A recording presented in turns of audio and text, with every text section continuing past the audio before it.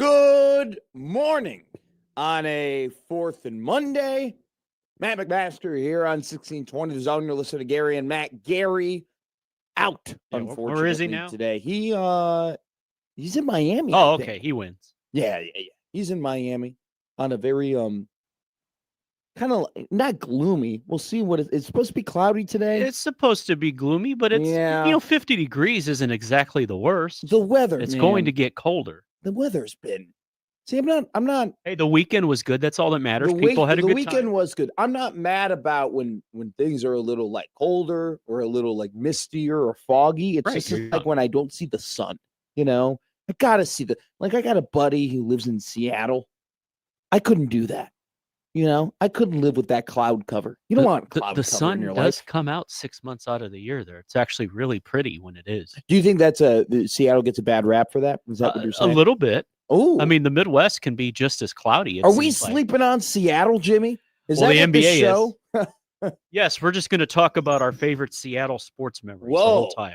I'm Favorite sure that'll go over Seattle well. John Ryan was the punter who threw the fake field goal in the Packers game was that the divisional game, right? Or was that the championship? No, that was the NFC Championship game. It was the fake that was after the Des Cottick game. Yes. Oh, okay. That's how the Packers got there. So the Cowboys should have been playing Seattle. Yeah, they still would have lost, though. That's my favorite. I was talking with somebody about that yesterday. I was like, I mean, it's not like they were going to win. They would have still lost at Seattle.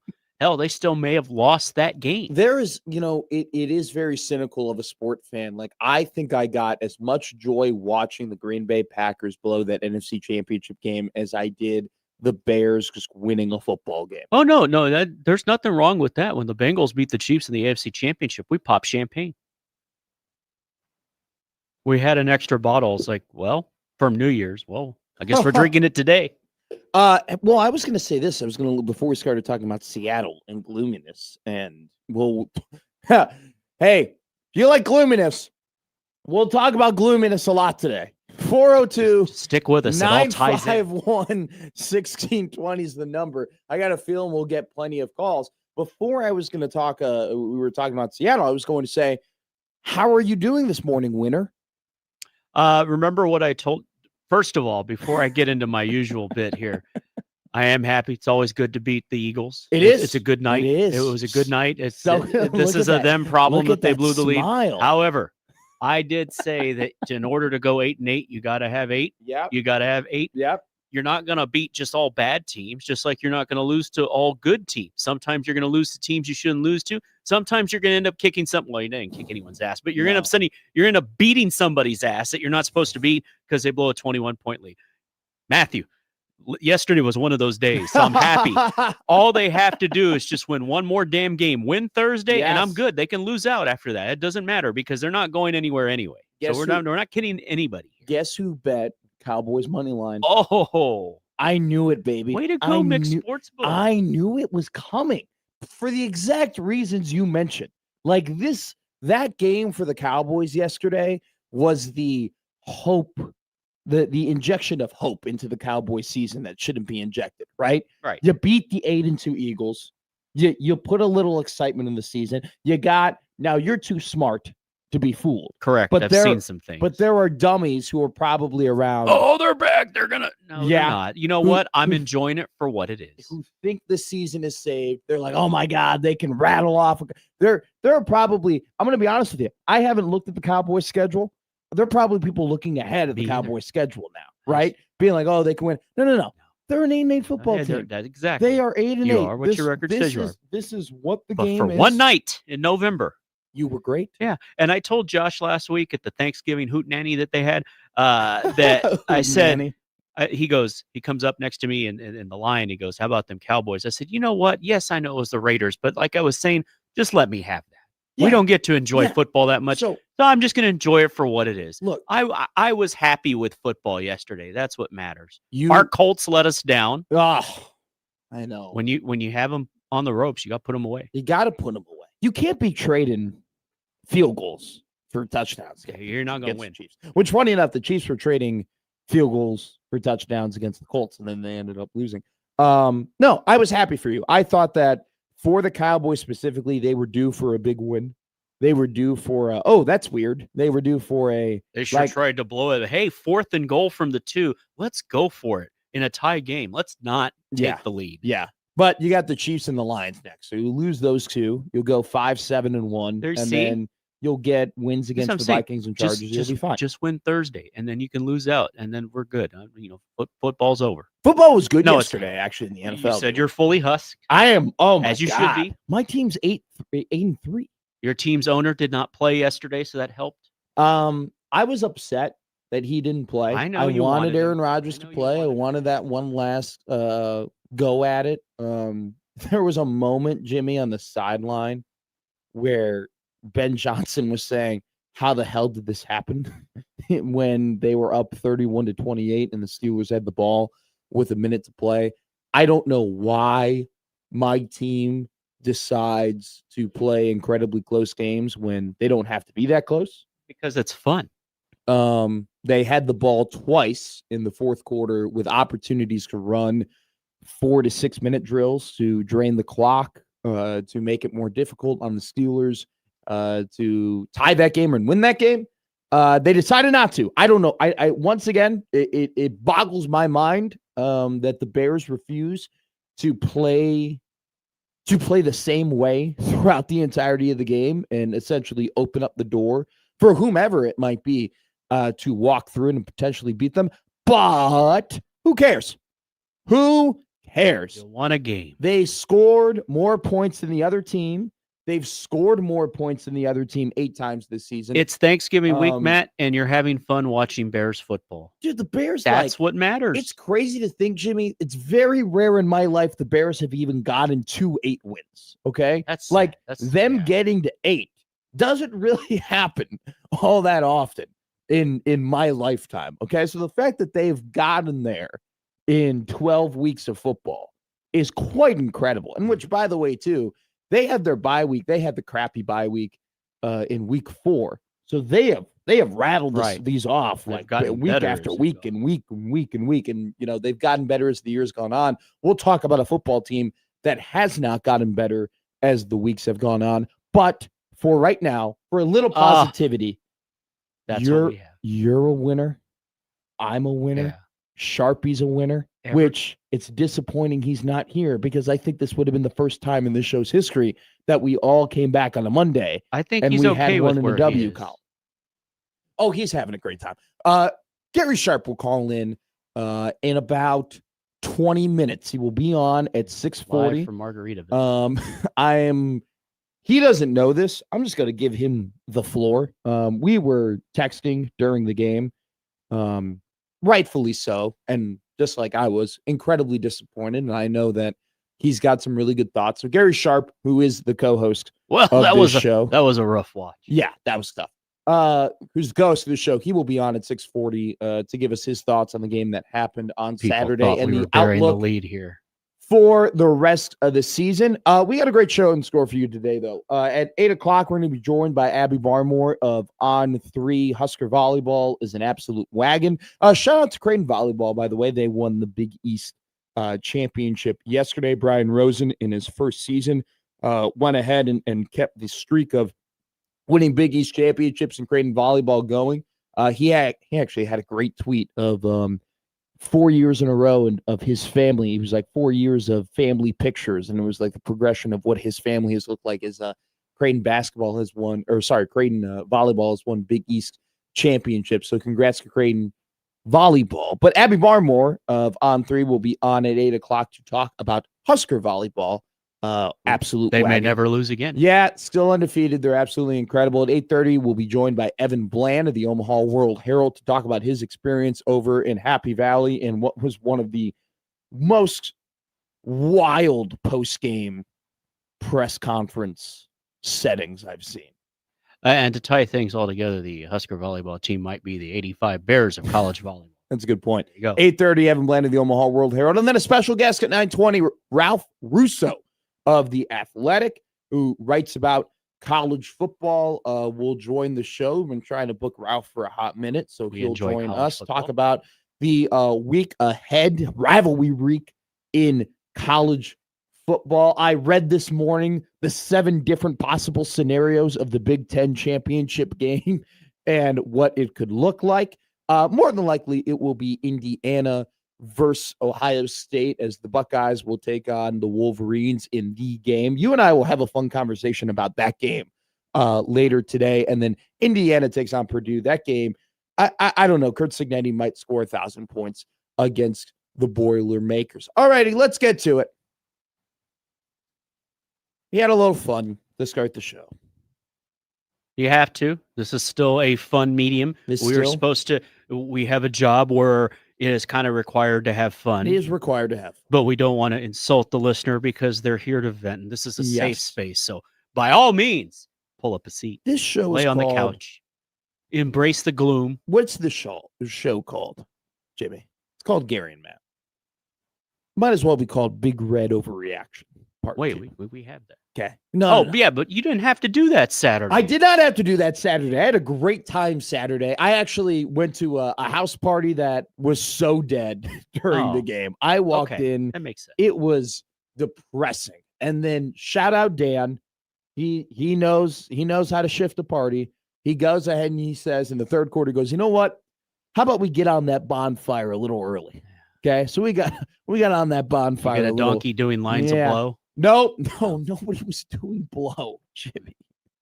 Nobody was doing blow. I don't know. I don't know what house parties are like now. Funny enough, I smoked a cigar at a game that I lost, But did you enjoy the cigar? Oh, it was a great cigar. That's all that matters. It was shout out Nathan from Ohio, who gave us a lot of gifts this Christmas. He's the best. But Saturday was a calamity. There's no way of putting it any other way. It was so.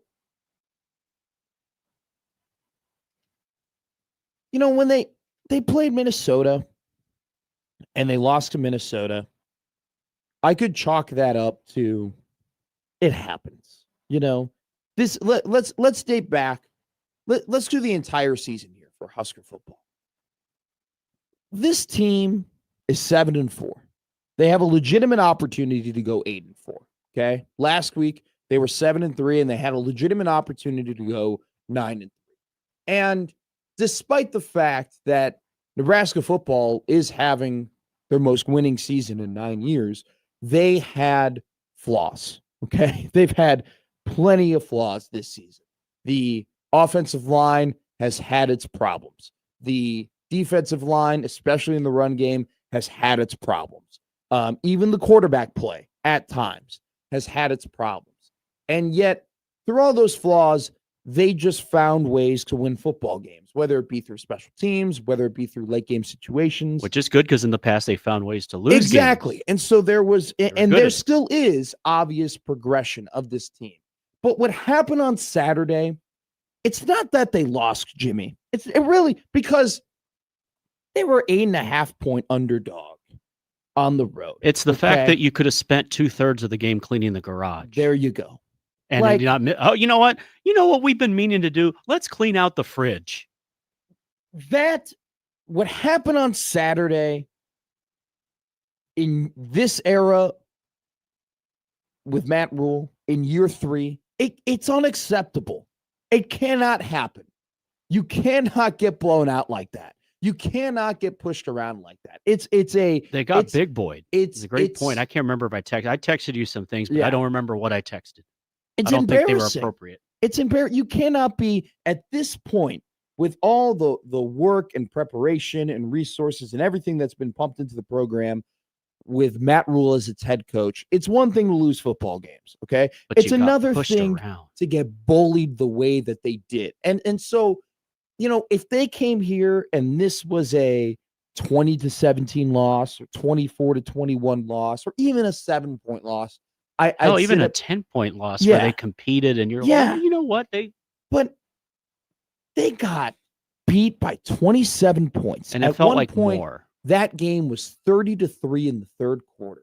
And they were coming off of a bye. And yet Penn State looked like the more energized, athletic, and prepared team. How are they 5-6? I want to go through a little sequence here. In the first quarter of the Penn State-Nebraska game, Nebraska on the 3rd and 15 threw a screen pass. And Penn State could not have sniffed it out any better. And because Emmett Johnson is so good at being running back and he's such a good football player, he somehow got the ball up to the line of scrimmage. But they knew, like, TJ snapped the ball. Corcoran, I don't think, played it off very well. He didn't hide the fact it was a screen very well. The linebackers collapsed down. Even so, like, the linebackers came down and then they started like, oh, this is going to be a screen. And then even the dudes from the secondary, like the safeties, like both them just came like they roaring knew. down. They knew. They Yeah. knew it was coming. They were prepared for it. They knew Big the and fast. tendency of Nebraska football. They read the play perfectly, and they went down. They stopped them on 3rd and 15. Nebraska ended up having to punt the football. Later in that same quarter, Penn State threw a screen pass, and Nebraska the Nebraska defense could not have been more fooled that Penn State was throwing a screen. I mean, it was that you had 3 guys just barreling down in the backfield on Grunkemeyer, who then just kind of stood his ground and popped it up. And I think that was the game in a nutshell, right? Penn State was ready. They were fired up. They were prepared.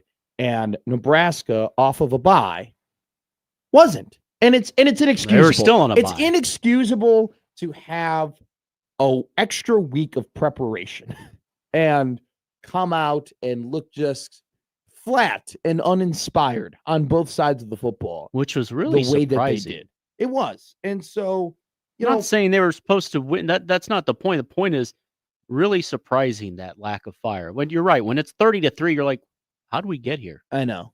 And, And can we just have a running clock and get this over with? And another thing too with this team, it's I'm not going to sit here and deny the fact that in the span of Matt Rule's time at Nebraska that there haven't been great player development stories, but I will always come back to this point, Jimmy. The team has looked the same since week 4 against Michigan, and it's inexcusable. Most teams are playing their best ball by this point. But the problems that they had against Michigan, the inability to stop the run game, the lack of bad angles in the secondary, them getting pushed around on the defensive line, like in the trenches. Those problems have been there since week 4, since the 4th game that you've played. And I'm not saying that, I want this Nebraska football team to turn into the Purple People Eaters. I'm not saying that I want them to turn into the Steel Curtain. I'm not saying they should develop into the 85 Bears. But the fact that there hasn't been... just go back to being the Huskers. Yeah, Nebraska used to be also known for great defense. But the fact that they just have not improved at any rate in those aspects of defense is incredibly frustrating to me. And this is the ethos of this team. The ethos of this program under Matt Rule is culture and player development. And unfortunately, coming off of a bye, losing 27 points. I'm not saying they don't have bad culture or anything like that, but it is I don't want to call it a referendum, but it's just a terrible look that they got their butts whooped with an extra week of preparation like that on the road. And then number 2 is this team has not developed as the season's gone on. I feel like this has been the same team for the last 7 games, and it's incredibly frustrating. You had to have felt, granted, as we covered earlier, you were in the midst of having fun, but I'm saying as a football fan, you just were deflated. Because you're excited to see, all right, let's see how it goes. We can win that. You see the empty seats in Beaver Stadium. You see a lot of red. You're like, this could be good. Emmett breaks off that big run early. It's like, okay, this is what we thought. And that was the conclusion of the highlights of the game. After that, you go to bed that night almost like, well, we know how this goes. We've been here before. And then you get angry because you're like, wait, why are we back here? Why are we still having the same discussions, the same arguments? It's one of those things. So I said at Tech Scout to my buddies. You forget they're 7-4 because it feels different. But it's a different kind of 7-4. Let me make this point here, because this is exactly kind of encompassing what you're talking about, right? I sent a text to my buddies before the game. I was like, hey, 6:00, Penn State plays Nebraska. Gonna be a war. Gonna be a good game. No, I thought so too. I go, I know they don't have numbers, and I know Penn State isn't all that good, but it actually should be a good football game. Like you guys should tune in. And then after it was 30-3, there were some jokes sent into the group chat about that game, right? And it was embarrassing. It was embarrassing to get teed off in a group chat because, the place that you went to college and the team that and these are non-Nebraska people. And right? these are friends these from are friends from that I grew up with in right. high school. So you want to show off. Yeah. And I'm like, hey, should be a good game. Go ahead and tune in. And, they're friends. So they go ahead and they make fun of you. But it was embarrassing. It was embarrassing.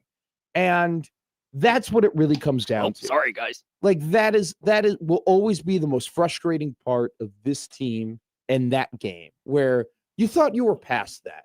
You thought you were past being embarrassed by Nebraska football. You thought that this team had taken, and this program had taken steps toward, no, every game is going to be competitive, and they're going to be in it, and they're going to fight, and they're going to play hard, and they're going to do all these things.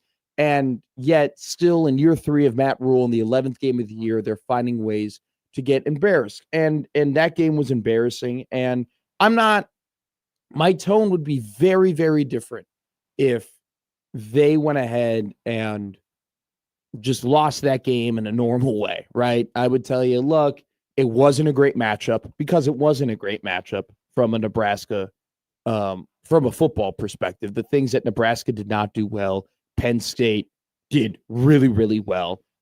Penn State's strengths played right into Nebraska's weaknesses. Like there was a reason why Nebraska football was an 8.5-point underdog. Okay. It was one of those things where, the line seemed like a seemed 10-point loss. Yeah.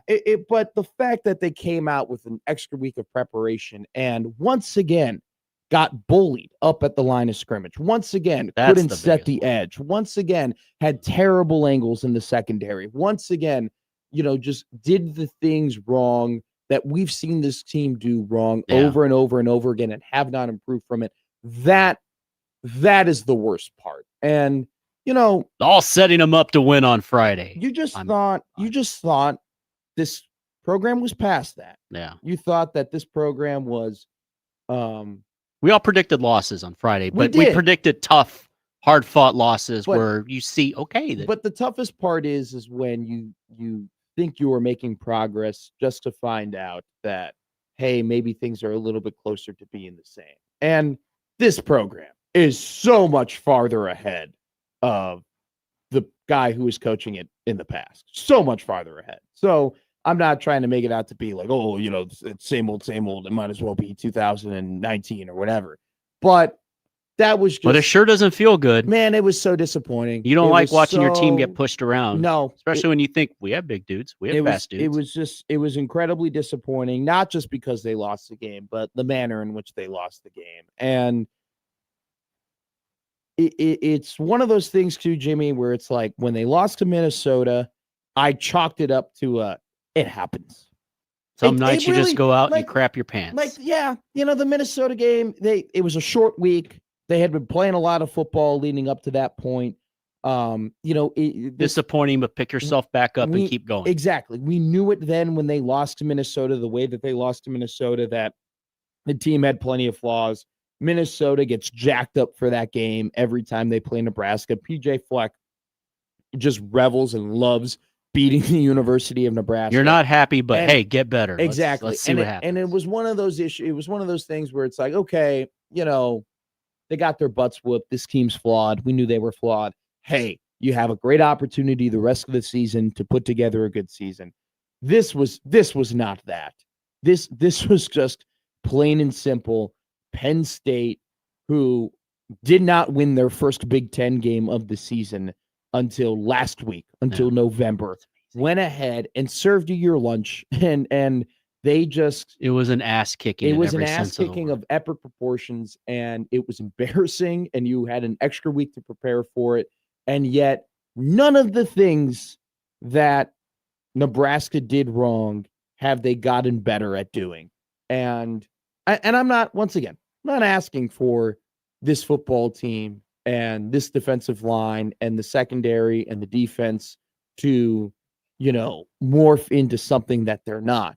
But I'm looking for progress. I'm just looking for improvements. I'm looking for just things to trend in the right direction. And that game that they lost, they have already lost 2 times this year. And I think that was probably the most disappointing part of that, because this is a team and this is a program that is supposed to get better, that is supposed to progress, that is supposed to develop. And this season, they've developed greatly from last season into this season. But from week 4 to week 11, from Michigan to this game, from Cincinnati to Penn State, this team just has not improved in the way that, number one, I thought they would, and number two, everybody hoped they would. And in a lot of ways, it sure seemed like a 7-5 team.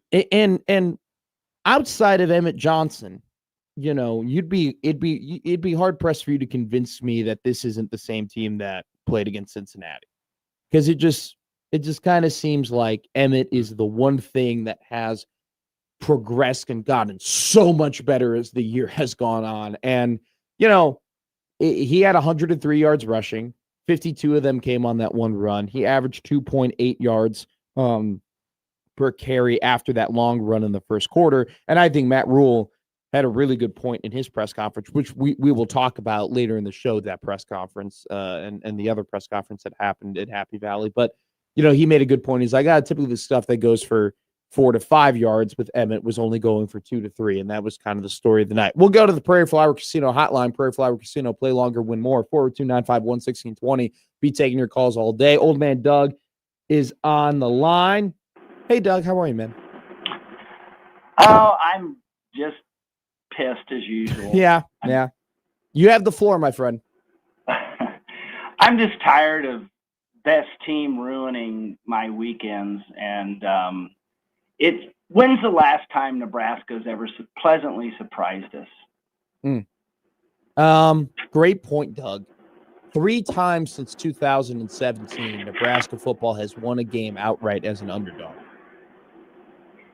I mean, even the games that they're supposed to narrowly win or whatever. I mean, they didn't even show up. And it was my granddaughter's 4th birthday, and just I know it's bad. We had our festivities before the game and what have you, but it's just like I don't know if this team cares or is hungry. I think they're entitled. I don't know. Yeah, go ahead, Doug. Sorry. Well, the thing that really struck a chord with me, and I think it was last week when Schaefer was on, and he talked about why would Dylan come out and say he says, well, how does that aid him in negotiations? And I think Schaefer is right, but that's what the sad part about college football right now is. It has turned into pro football. It really has. And I really believe that we've got more on this team that are playing for NFL and NFL draft status than are playing for Nebraska. And wasn't there a sign, and I'm trying to think what coach had, I play for Nebraska. That's gone. That is completely freaking gone. I don't even know if these guys understand or care about the Iowa game as much as we do, because they don't have to go to the office and listen to the smirks and the smack talk and all that stuff from Iowa fans. It just irritate the hell out of me. And there's too much investment, myself included. I mean, and when is somebody going to say enough is enough? I mean, are people going to quit listening to Big Red Overreaction at some point? I know. Yeah, I don't probably know. higher ratings when people are pissed, but I don't know. It's just the same old story over and over and over again. Yeah, I get it. I get it. I'm not even excited for Friday. It's one of those. I think you will be. I think you'll get there, Doug. But I understand the being dejected from the point that it looked like the same old, and you thought you were past that. There, I feel better. There you go. I'm glad you got it out, Doug. Hey, happy Thanksgiving. Happy Thanksgiving to you, my man. All right. I don't know. I mean, I think I'm not questioning the culture of this football team, and I'm not questioning the culture of the program after that loss, but it is one of those things that there's nothing worse than thinking, hey, we've taken steps forward and then you've taken steps back. And that game against Penn State was steps back. All right, we're going to go to the Prairie Flower Casino one more time before we hit a break. Gary is on the line. Gary, what you got? That's our Gary. Oh, that's our Gary. Oh. Happy Thanksgiving. All right, we're going to 1 second. Gary, we're gonna put you back on hold. We're gonna hit a break, and then we'll have your segment. I thought it was Gary. We have a Gary who usually calls. Right, in. right. You got to put Gary Sharp or something. What you said 640. It's 640. It is 640. All right, we're gonna hit a break, and then Sharpie's gonna come on. We will get his thoughts on the game here on 1620 The Zone.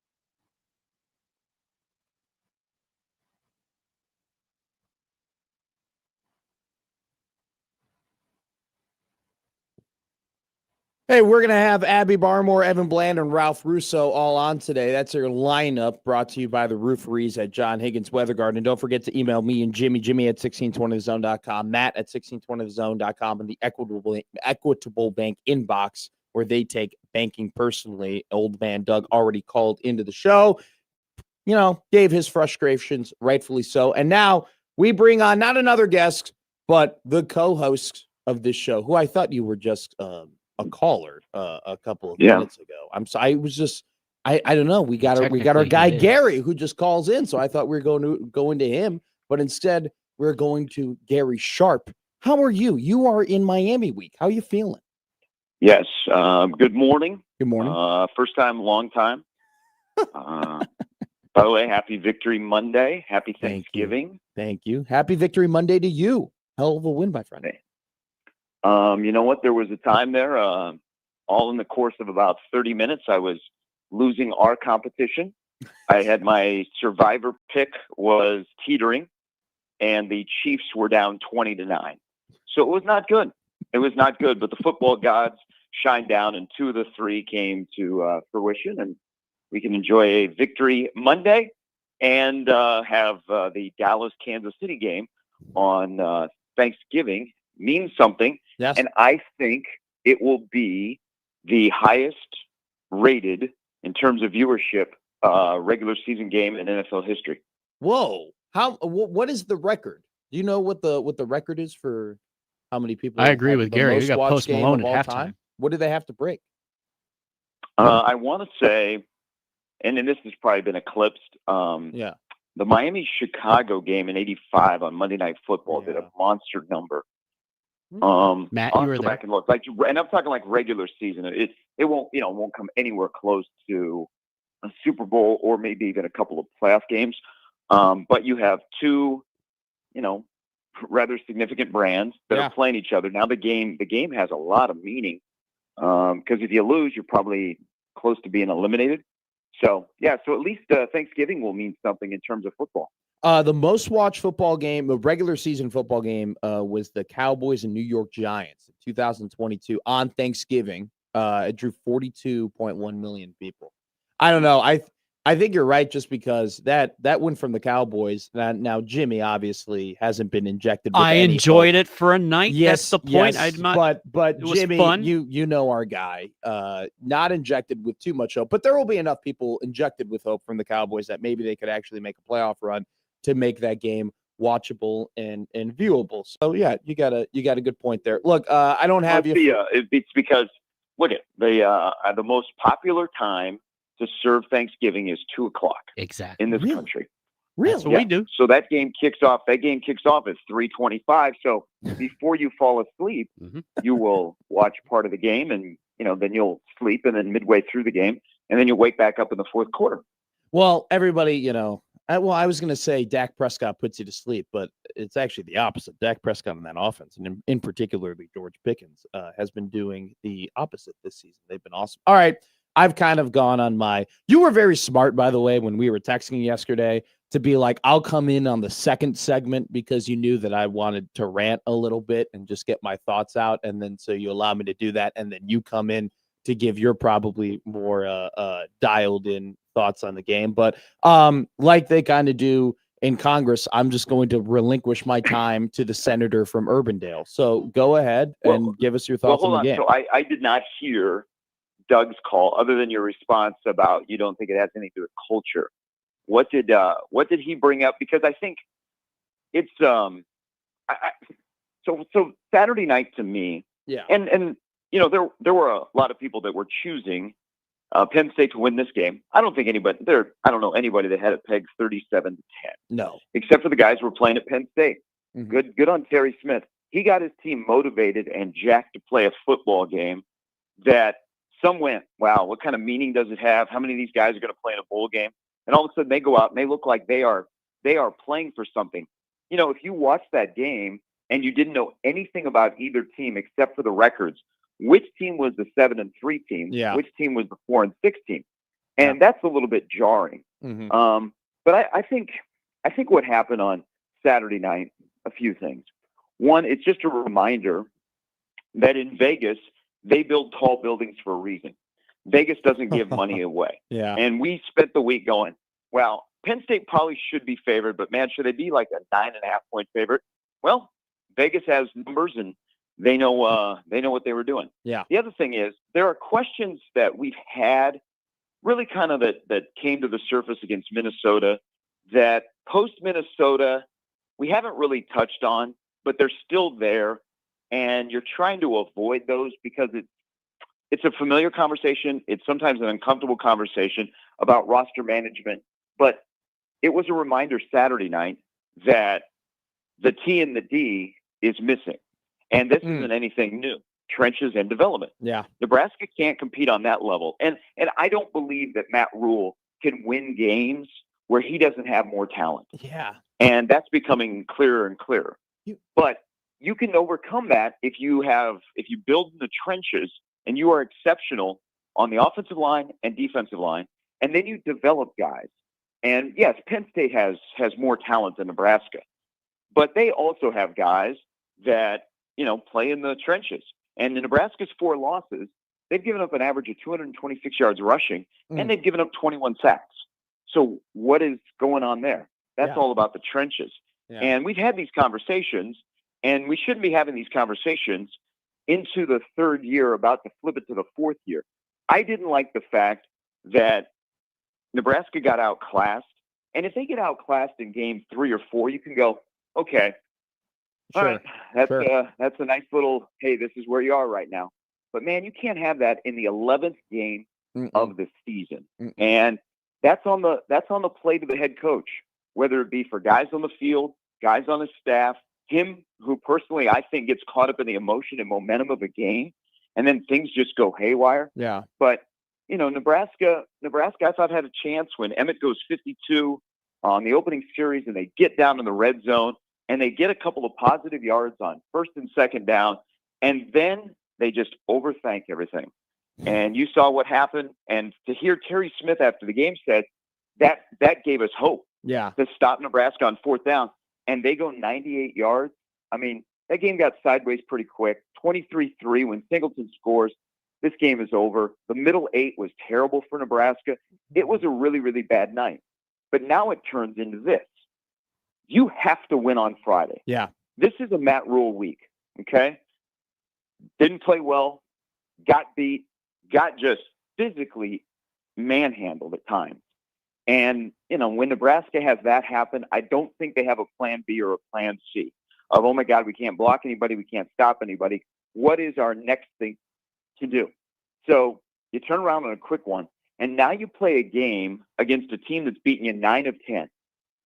We talked all last week about this, Matt. Yeah. The difference between 7 wins and 8 wins in year number 3 is huge. Because then it comes back to, do you beat teams that go to a bowl game?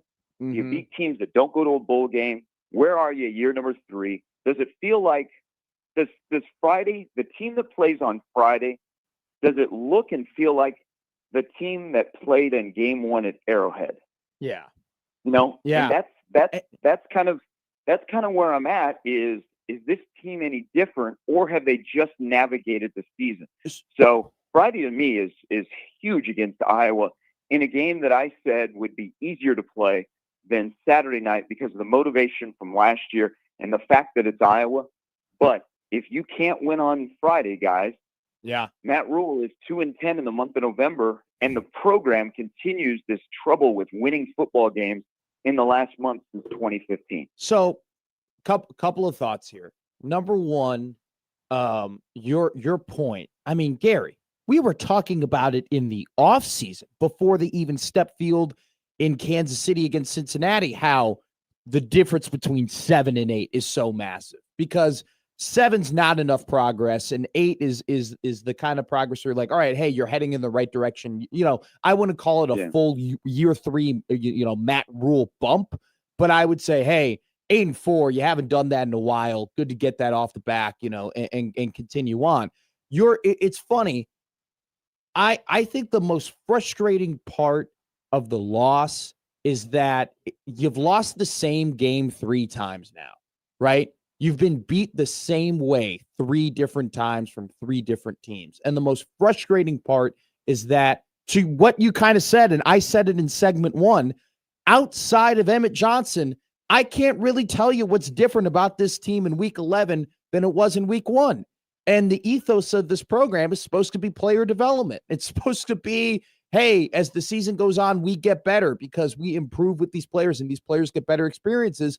That hasn't happened. And you can lose game. Like, look, they were, like you said earlier, Vegas is very smart. They were 8.5-point underdogs for a reason. And the matchup wasn't great for Nebraska. And you, me, and Jimmy all picked Nebraska to lose this game, but you can't be losing games by 27 points at the end of the year in year 3 of Matt Rule anymore. That can't be happening. Yeah, you can't, like you were saying, you can't lose games where, there are winners and losers. And, if Nebraska plays well, but yet they lose the game and it's a tight game, you can go, okay, they lost. Yeah. But to get pushed around, that can't happen. Now, maybe it's a thing that just, hey, I know that what we have to do to move forward, it's just a stark reminder, is what they got to do with the offensive and defensive line. I think what hurts Nebraska on the defensive line is a couple of things that have been there all season long. It can't be we're now on a Monday post Penn State prior to Iowa, and we're still bringing up Ty and Nash. Yeah. And we are for a reason. And I didn't think it would last this long. I thought maybe midway through the year, maybe by USC, we wouldn't mention them that much, if at all. Mm-hmm. But we have to mention it because that was the difference on the defensive line last year. And a big thing wasn't just guys that took up space and were able to stop the run. Nebraska doesn't have any pass rushers on the defensive line. And that puts your next 2 levels in trouble. And the fact that Nebraska had to commit an extra guy to the box, the defensive backs and the linebackers all had an interesting night. Yeah. Linebackers were basically absent except for Shavers at times. And I don't think as a core, they've had a great year consistently. They've had flashes. I agree. But they got to be able to find dudes that can make plays. Okay. Mm-hmm. Dudes that are NFL guys, that have NFL bodies, that have bad intentions, that can rush the passer. But the other thing that is very glaring, and it just was hammered home again, and I'm sure Penn State said, let's get on the edges. Nebraska doesn't have anybody on the defensive line that can set an edge. Yeah. And can steer everything back inside. So they've got some work to do up front. And we don't know, is that work and fixes internally, that there's something coming that they can see, or do they have to go out and compete with everybody else around the country to go get defensive linemen that are difference makers instead of supplemental guys in 2026? And then also, I think another thing of this year, when this year is done, is there are guys that Nebraska was counting on that just haven't played up to their ability. No. Riley Van Poppel is a guy that we thought, okay, we know what you're getting into with the defensive line. He'll be able to at least allow other guys to grow. Well, he hasn't grown. He hasn't grown. And it's a problem that has to be fixed before Nebraska can take that next jump. All great points made, and you're totally right. I mean, this is what were we supposed to say about this defensive line at this point? Hey, like, they're no longer freshmen, right? They're no longer inexperienced. Like, this was supposed to be the point of the year that the defensive line had gained enough experience and been in the trenches enough and played enough games where, hey, the talent that Cam Lenhart has and Riley Van Poppel has and Keona Davis has and Elijah Schutte has, it was going to shine through because they got, they got the experience they needed. They haven't gotten better, right? It's the same. They played the same exact game against Michigan. And I think that's the most frustrating part. And something that you brought up is something that we're going to talk about because you said it a week ago. Hey, Matt Rule hasn't beaten a team that has more talent than him at Nebraska. And once again, it happened against Penn State. And frankly, Gary, if you're going to end up getting to the college football playoff, winning a college football playoff game, and then eventually, like you want to compete for national championships, you're going to have to beat teams that have more talent than you. Because Nebraska, in this day and age of college football, will never be the most talented team in the country. And that's just kind of how it is. So we'll have plenty of discussions about it. But I appreciate you calling in. Let me Go ahead. There is, and another thing that's a little bit frustrating about Saturday night is, okay, Nebraska was at it was pretty clear right away that they were going to have trouble with the physicality. Yeah. And, just derailed everything. All of a sudden, the defensive backs lost their compass, and there's wide receivers all open all over the place. What are your coordinators doing to overcome that? And, I don't think Nebraska defensively stuck with a game plan. They got spooked right away. And then on the other side, Dana, once again, there was not a ton of creativity in the game. But if you want one positive that I took away from this game, Emmett is Emmett. Yeah. Okay. Emmett and Singleton and Barney, and man, they got to make sure that Barney is happy because he gets frustrated really, really quick. And he was out there trying to do his best. But, special teams weren't special. They had they just had some like mistakes that they have not had, but they had them in the 11th game of the year. They had a couple of other things that, like the pre-snap penalties were all of a sudden back. Yeah. And a little bit of that might have been on Latif. And we knew that Latif would, this would be the game, his first game to see where he's at. And they did a really good job of Penn State of disguising some stuff pre-snap and post-snap. So he had to evaluate the defense earlier than he did against UCLA. But if you want a positive takeaway that does not include 21 on offense, Nebraska, I can work with TJ Latif. I can work with his skill set and things he did.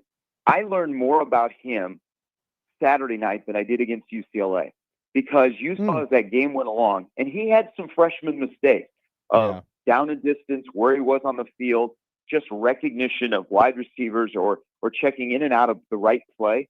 But if you watched him later in the game, all those mistakes that happened earlier in the game, I thought he did a really good job of, in his head and on the sideline, fixing and making sure that he made adjustments. There's that touchdown drive in the game that makes it, gets Nebraska to 10. Yeah.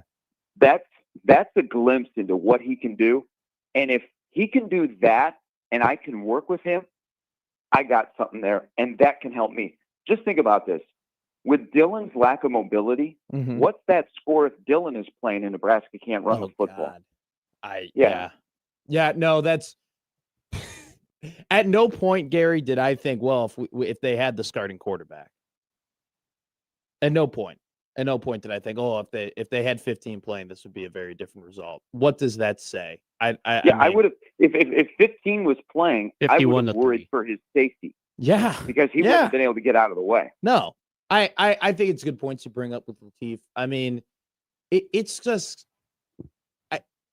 I like, look, you're right, and he showed improvement, but for me, it's just so hard like to focus in and dial in on what the offense did because I'm just so incredibly frustrated that the defense had the performance that they've had, and that performance would have happened. The fact that that performance had already happened 2 times before, and you talked about the coordinators and coaching had, like, the fact that they've had a whole season and they haven't been able to shore any of that stuff up, the fact that the secondary is still taking bad angles, the fact that running backs still are able to turn the corner on the sideline, the fact that you're right, they're throughout the entirety of the year, Gary, these linebackers just disappear. You have like one Shavers play or you have a Javen Wright play and you're like, oh, there's 0, there's 9, there's the explosiveness, there's their ability to make impact plays. And then they just seem like they go away for the rest of the game. The fact that you've just had these problems happen over and over and over again, and they haven't been solved, I think it communicates things about this program that maybe I didn't think were previously true. And that's the most frustrating part of it all.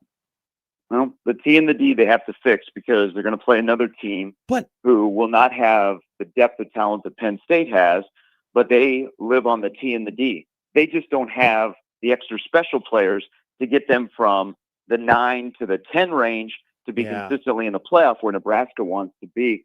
All I know is that this week begins. That is you got to win that football game on Friday. And I know Mike Ekeler is really, really smart.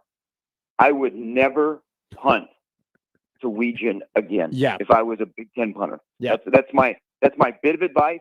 I think it's going to be a slobber knocker. You know what Iowa's offense is like, but Nebraska needs to flush this right away, but then go right back to it on Saturday to try and put that in the scope of 12 games to figure out what has to be fixed. whether it's somebody in a headset or somebody in a helmet or somebody that is not wearing either, that is part of where Nebraska needs to go. Because 7-8 and finishing with a 2-game losing streak and being 2-10 in November compared to 3-9, I think that shapes your off season. Regardless if you're going to fix part of your roster with money, it just is. If I'm selling you something, Saturday night doesn't happen this late in the year. What do you think Matt Rule's record off the bye week is? Well, he was 1-0 at Nebraska, or 1-0 this year. Yeah. It's below 500. Off the bye, it's now 2-3. It's now 2-3 off of bye week, says the head coach of Nebraska. They're now going to have a short week. It just, the team that won looked like the team that had a week off to prepare and had a ton of things to play for. Yeah. Yeah. Nebraska never quit in the game, and I've never questioned that about Rule. We shouldn't be bringing that up of, oh, hey, they played hard. Yeah. Yeah. That should be a standard. But it just, again, if you watch the game, which team was 7-3, which team was 4-6? Gary, you're the man. Enjoy your trip. Go Mavs. We'll talk to you tomorrow. We'll talk to you tomorrow at 6. Thanks, Matt. You're the best. Gary Sharp on his own show, calling in. 7:08 here in Omaha. 1620 The Zone is the station you're listening to. 402-951-1620 is the number to call in to talk about the Huskers' 27-point defeat at the hands of Penn State. Scott is on the line. We'll get to him next year on the other side of this break. You're listening to Gary and Matt.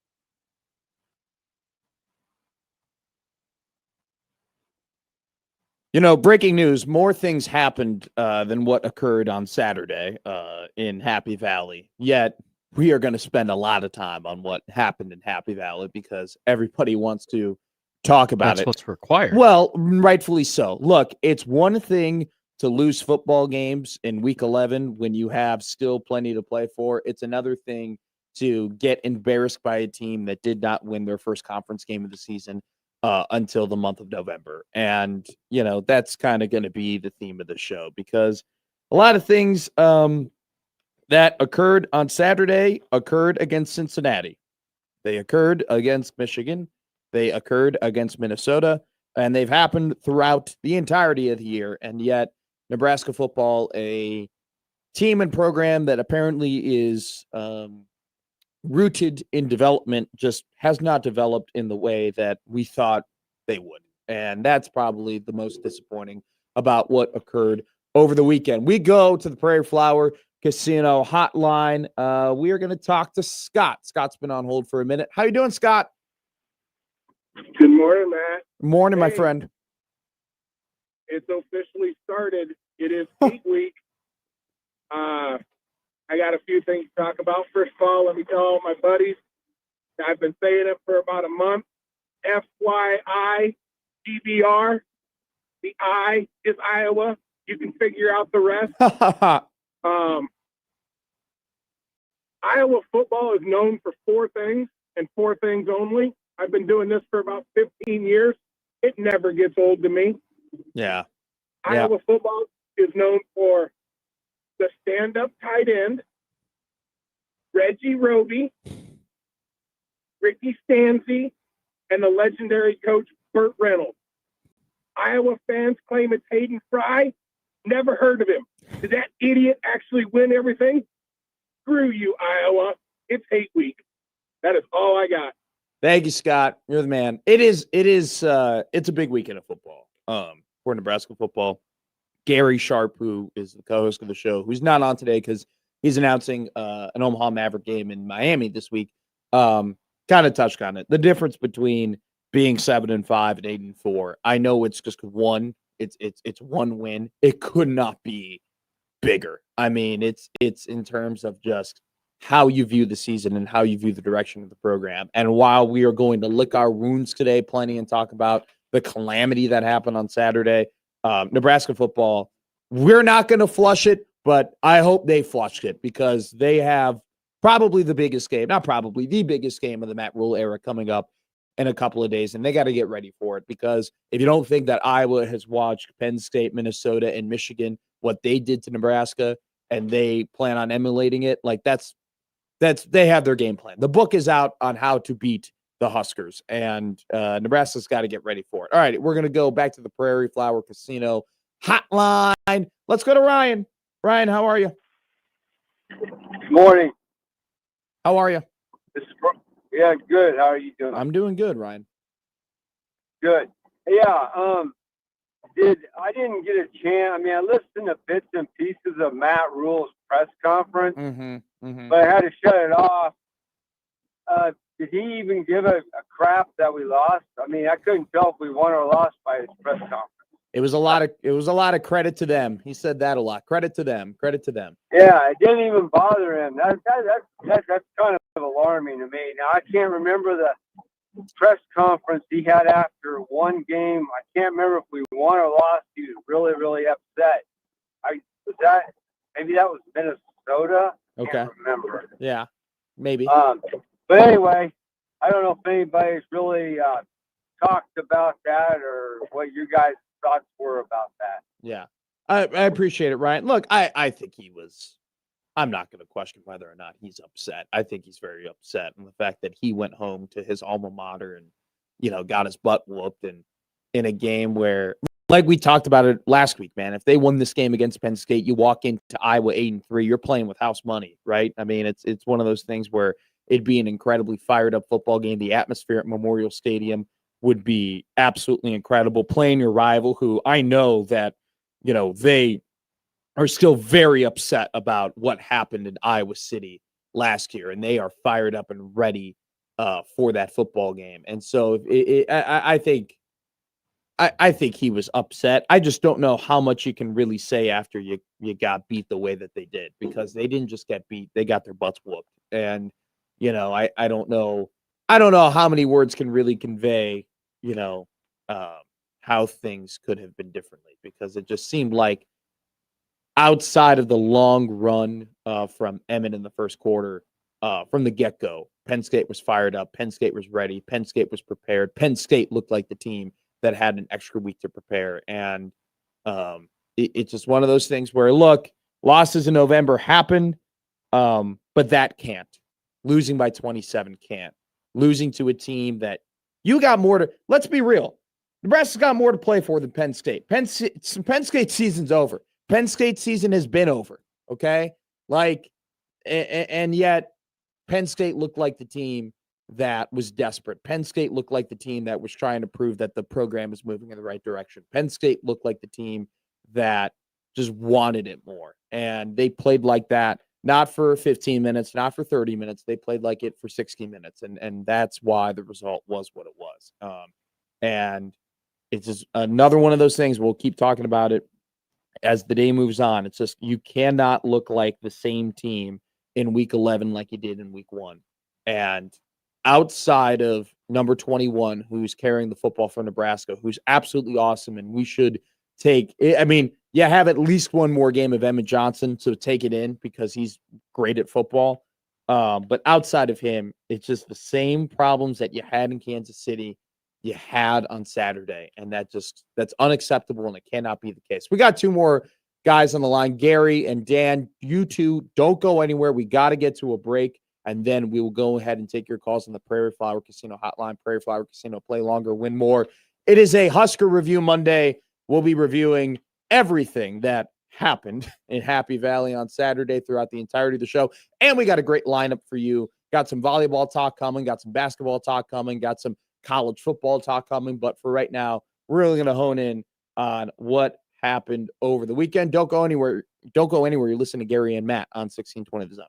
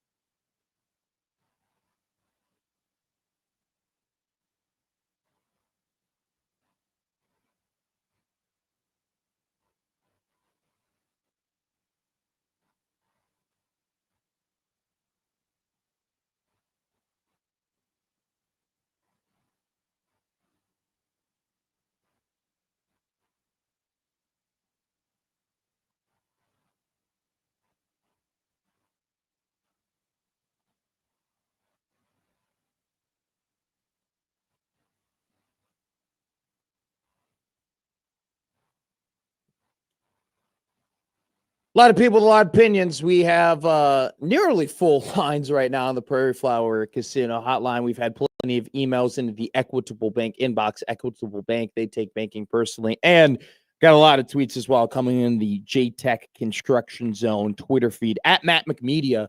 If you want to get at me, want to thank our friends at J-Tech Construction for all year long. They've been sponsoring the Twitter feed, so appreciate them. We're going to go back to the lines here. We'll go to Gary, the other one. I thought this was the Gary that called in to begin the show.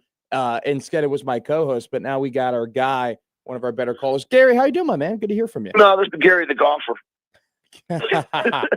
Well, the other Gary's a golfer too, but you might be able to take his money on the course. Wasn't me. I didn't get up that early this morning. How you doing, my friend?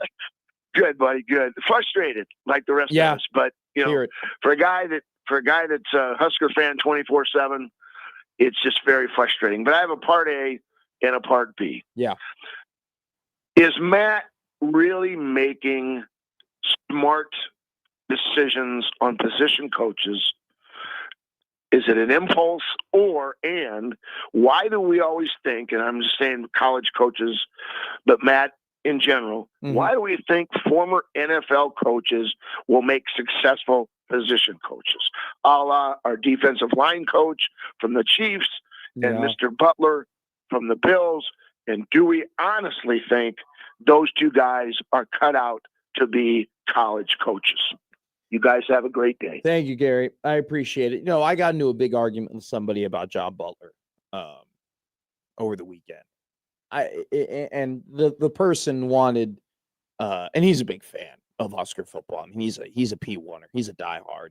This is his life. This is his blood. He loves Husker football, probably more than anything, honestly. And he's one of my good friends. And they got to get rid of John Butler. And I pushed back because I go, look, it's funny from a defensive perspective, this defense looks worse than what it did last year, right? I mean, it just the fact that visually, when you get pushed around the way that they've been pushed around, like they were against Minnesota and Michigan and then Penn State, you automatically go, well, how are they being coached? And is the defensive coordinator cut out to do this job? But if you look at the numbers, right, this team was giving up about 21 points a game. Right, they were top 30 in points allowed. It's a secondary that he did coach last season. Like, you got to give John Butler a little credit here. The position group that is by far his strongest on his defense is someone that he had intimate that he coached. Right, like he had a lot to do with how they are playing in that secondary, because that's the position group he was coaching last season. And so I give him credit for that. And I do give him a little bit of credit for the fact that the D-line has been as bad as it's been this season, and yet the defense hasn't been a complete detriment to the team. But at the same time, it's the same defense that you've had all year. And it's hard to coach around a bad defensive line, but I am going to give you flack for the fact that I don't think that unit has improved, and I don't think that it's gotten any better. And I think that, there are times where I am yearning for, all right, more simulated pressure, more pressure off the edge. Do something like try. There are moments where in that game against Penn State that TJ Lateef looked confused, that it looked like they were, Jim Knowles did a good job of kind of exposing the fact that this is a freshman quarterback in his second start, and that he didn't know where the pressure was coming from, and he didn't know where his reads were going to be. And yet I'm sitting there thinking, well, why can't John Butler do that? Because Penn State is in a very similar situation. They also have a backup quarterback in who doesn't have a ton of experience, right? And you also are a guy that, like Gary mentioned, comes from the NFL, has been a coach for a very long time. They talk about how, before he became the defensive coordinator, all we heard was John Butler's a genius. John Butler's a genius. John Butler's a genius. And yet I'm thinking, all right, why can't you expose the inexperience that Penn State's quarterback had the way that Penn State was able to expose the inexperience that your quarterback had? And so while I do give Butler a little bit more credit than most, because I think that this defense has perform to a comparable level to what the defense was last season. And they've done that without having their two best defensive players in Nash Hutmacher and Nash Hutmacher and Ty Robinson. While I give them credit for the defense being similar after losing those two guys, I also agree with the fact that, like, man, how hasn't your D-line gotten better? How hasn't they, or why have they not improved as this season? And why are other teams able to expose the inexperience of your quarterback, and yet you struggle to do the same with the things that you're calling and the things that your defense is doing? And so I don't think, all three losses are necessarily on John Butler, and I don't think John Butler needs to get fired or anything like that. But I don't think he's doing a perfect job or a great job by any means. I still think that there are just times where it's like, you find other ways to get pressure, do something, just be a little bit more creative. I just think there are times that the defense just looks a little too vanilla. All right, we're going to go to Dan here on the Prairie Flower Casino Hotline. Dan, what you got for me? Well, hey, good morning. Gary kind of stole my thunder a little bit. That's what I was going to call and talk about. But I think I want to add on to what Gary was talking about, not only the bringing over the coaches from the NFL, where you're really not developing players at that point. You're more fine-tuning and polishing. But, I think that one of the things that looking at Coach Rule and his evaluation of assistants is that he mentioned that when Coach Butler was looking for the job, or they were considering, that all the players had come to him and said, we want Coach Butler, we want Coach Butler. And, as you all know, back when you were in school, sometimes the most popular teacher isn't the best teacher. Yeah. And there's a reason sometimes they're the most popular. And at the same point is when you look at whether it be Dana or even Donovan, those are people that, coach says, these are people I really like and everything like that. But the most effective coach on the team, I think, this season has been Eckler. And yet he even said he had to be convinced to hire Mike Eckler. And I'm sitting here thinking, maybe go out of your comfort zone a little bit when you're evaluating assistants, and instead of the assistants that you think are going to be exactly fitting what you are as a person, maybe the most effective coaches are going to be the ones that are going to make the players and maybe you at times a little uncomfortable because they don't do things the way you do things all the time. So I'm going to hang up and let you continue talking. Thanks for taking my call. Appreciate you. Look, here's one thing about the John Butler hire. And the nice thing, Jimmy, about like going to the press conferences and everything and listening to these guys is that you remember certain things and you remember reasons and you remember certain points. And one of the biggest points when they brought in John Butler to be the defensive coordinator of this team was red zone defense. And what they in particularly brought up in the offseason was, well, he's going to give us some more complicated looks, and he's going to be a little bit more advanced in some of the things that they do. And we're going to get better in red zone defense, and we're going to get better on third downs. Nebraska this season is 134th out of 136 teams in scoring percentage in the red zone. Okay. So opponents of the red zone are scoring 96.3% of the time. Okay. It's 134th out of 136 teams. Their third down conversion rate this year is 54th out of 136 teams. So, not terrible, but still not at a high level, not good enough, frankly. And so you brought in a guy and you said, hey, these are the things that he is going to be able to do for us. We are going to get better in the red zone, and they haven't. And it's one of those things as well where this entire game and really the things that I get really frustrated about always falls on player development. And it's just, I'm going to harp on it all day today. This team looks the exact same today as they did against Cincinnati. Outside of Emmett Johnson and the incredible strides he's made, they look the exact same like they did in Kansas City. And that's absolutely unacceptable. It cannot happen. And if it continues to happen, we're going to have some serious speaks, because this is a program that's supposed to be rooted in player development, and the T line has not gotten better, and the linebackers have not gotten better. And that just can't happen. It cannot happen, plain and simple. Mike has been on hold for 15 minutes. Mike, we appreciate you greatly. He wants to do some ranting, and you are. Hey, how you guys doing? Doing good, my man. Good. Hey, here's some rants that everybody already knows and everybody's already talked to. The show, yes, Gary, not the guest Gary, but the regular Gary, a little something for me, was sharp. Number 5 has been on a milk carton all year. Mm-hmm. All year. We had to have this big old, we got to get things fixed. Everybody gets things fixed. They're the good ones. Which ones are showing up? I mean, and most of them, was it all of them? Yeah, a lot of them. A lot of them. Yeah. Where are they at? I mean, even when, once in a while, you'll see a linebacker maybe grab somebody and get on an open field tackle, maybe.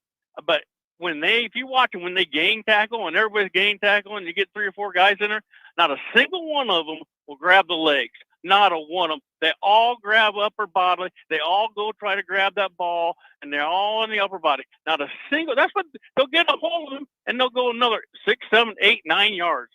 It is absolutely horrible. That's junior high stuff.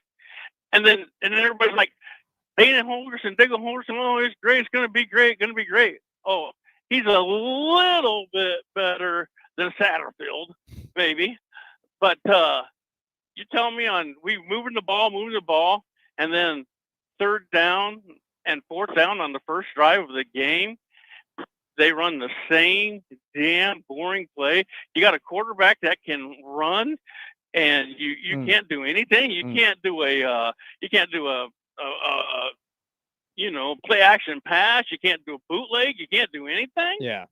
I mean, if they score there, we probably still lose, but we got confidence. We got jump, we got a little jump in our step and this and that game is different. And then how long has it been since our offensive line has been bad? When Matt Rule came here we got to keep Donovan. We got to keep him. We'll get rid of everybody else. But boy, I like this guy. Why? Was it the Dillon thing? Could be, because there talk back and forth before that. Who knows? That offensive line has been horrible for a long time. And spare me on all this. We got a great quarterback coming. We got a great running back coming. Oh, we just got a good wide receiver. The hell with that. Get 3 stars. Don't worry about the 4 or 5-star wide receivers and running backs. Yeah. The hell, go get some offensive linemen and some defensive linemen. Start building the thing like you're supposed to in the Big Ten, and get big bodies get guys that can play. We got the great weight room. Oh, look at us! All brand new this, brand new that. Get better. Why ain't they getting better? We got to do something. It's horrible. And one last thing. Maybe not right now. Maybe not this very, very second. But 14 is greater than 15. If one of them is going to go, you have to keep 14. He's just more athletic, and he can throw. And Dillon is just too slow. He's too slow. He can throw the ball, and he's got a good a mind, a good football mind. He can throw the football, but he's too slow, especially with that offensive line. It's just, if 14 will be greater than 15, I'll say it for a career, whether it's at Nebraska or somewhere else. Appreciate you, Mike. Appreciate you. Look, I still think TJ Lateef is going to be a good quarterback in college football, and I think it'll be very important for Nebraska to keep him. I reserve my judgment. If you're going to ask me to do a Team Edward, Team Jacob thing here, I will reserve my judgment for after the Iowa game. But in that rant, Mike did bring up something that I thought of during the game, which is, TJ and his athleticism and his mobility should, in theory, should give you a threat to run the football on the ground and should give you a lot of variability and should, when you're playing football, I think everybody knows this, right? You got 11 players on the defense, 11 players on the offense, but the quarterback, if he can't run, right, you give the defense kind of an 11-10 advantage, right, in terms of who they have to guard on the field, guard on the grass. When you have a running quarterback, then it turns into 11 on 11 because you bring that mystery of, will the quarterback run, will he throw, the threat, the variability. That's why his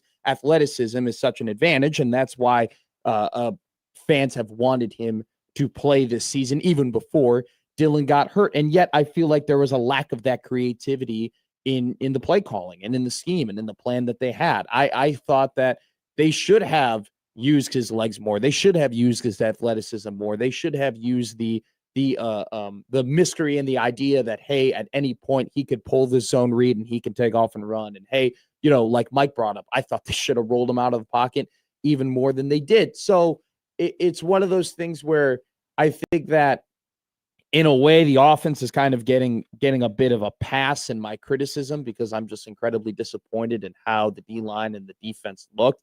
At the same time, though, they only did score 10 points. And, man, when you get to the red zone, you got to get creative. I mean, the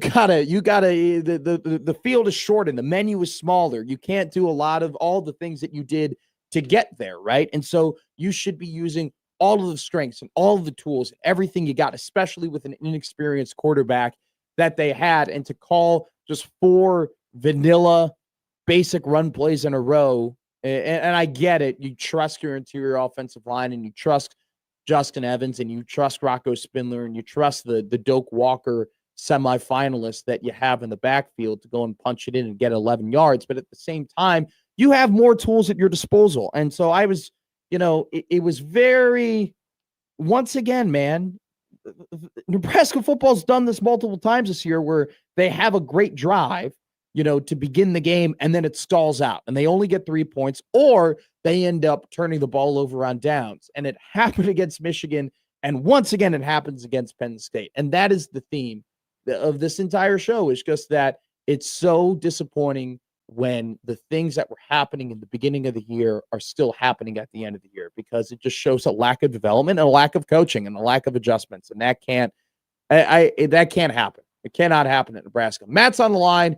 He wants to talk a little bit of special teams. Don't go anywhere, Matt. We're going to get to you on the other side of this break. You're listening to Gary and Matt here on 1620 The Zone.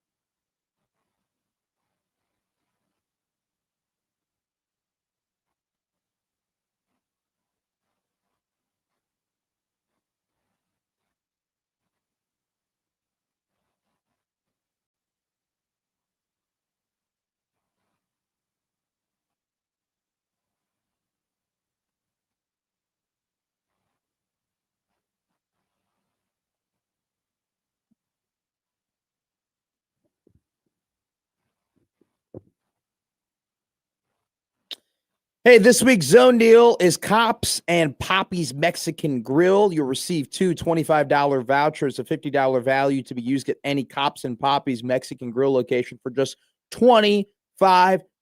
Yes, half off. Cops serves delicious pizzas, fresh salads, and tasty charred wings, complete with a big variety of homemade sauces, located at the Shadow Lake Town Center and Nebraska Crossing. At Poppy's Mexican Grill, they take the vibrant flavors of the Southwest and bring them to Omaha in a fast, casual, customizable style, located at Exarban and Nebraska Crossing. You can listen all week to this show, Gary and Matt, for a chance to win $50 worth of gift vouchers. You can find more details at 1620thezone.com. We will go back to the Prairie Flower Casino hotline, where we've been living there. The Prairie Flower Casino hotline today, it's like 3 yards and a cloud of dust, Jimmy Chavez. We have not gotten away from it. You guys have been awesome about calling in, giving us your opinions on the game that happened over the weekend. Don't forget, 402-951-1620 is the number to come and talk to us. We go to Matt. You got a great name, my friend.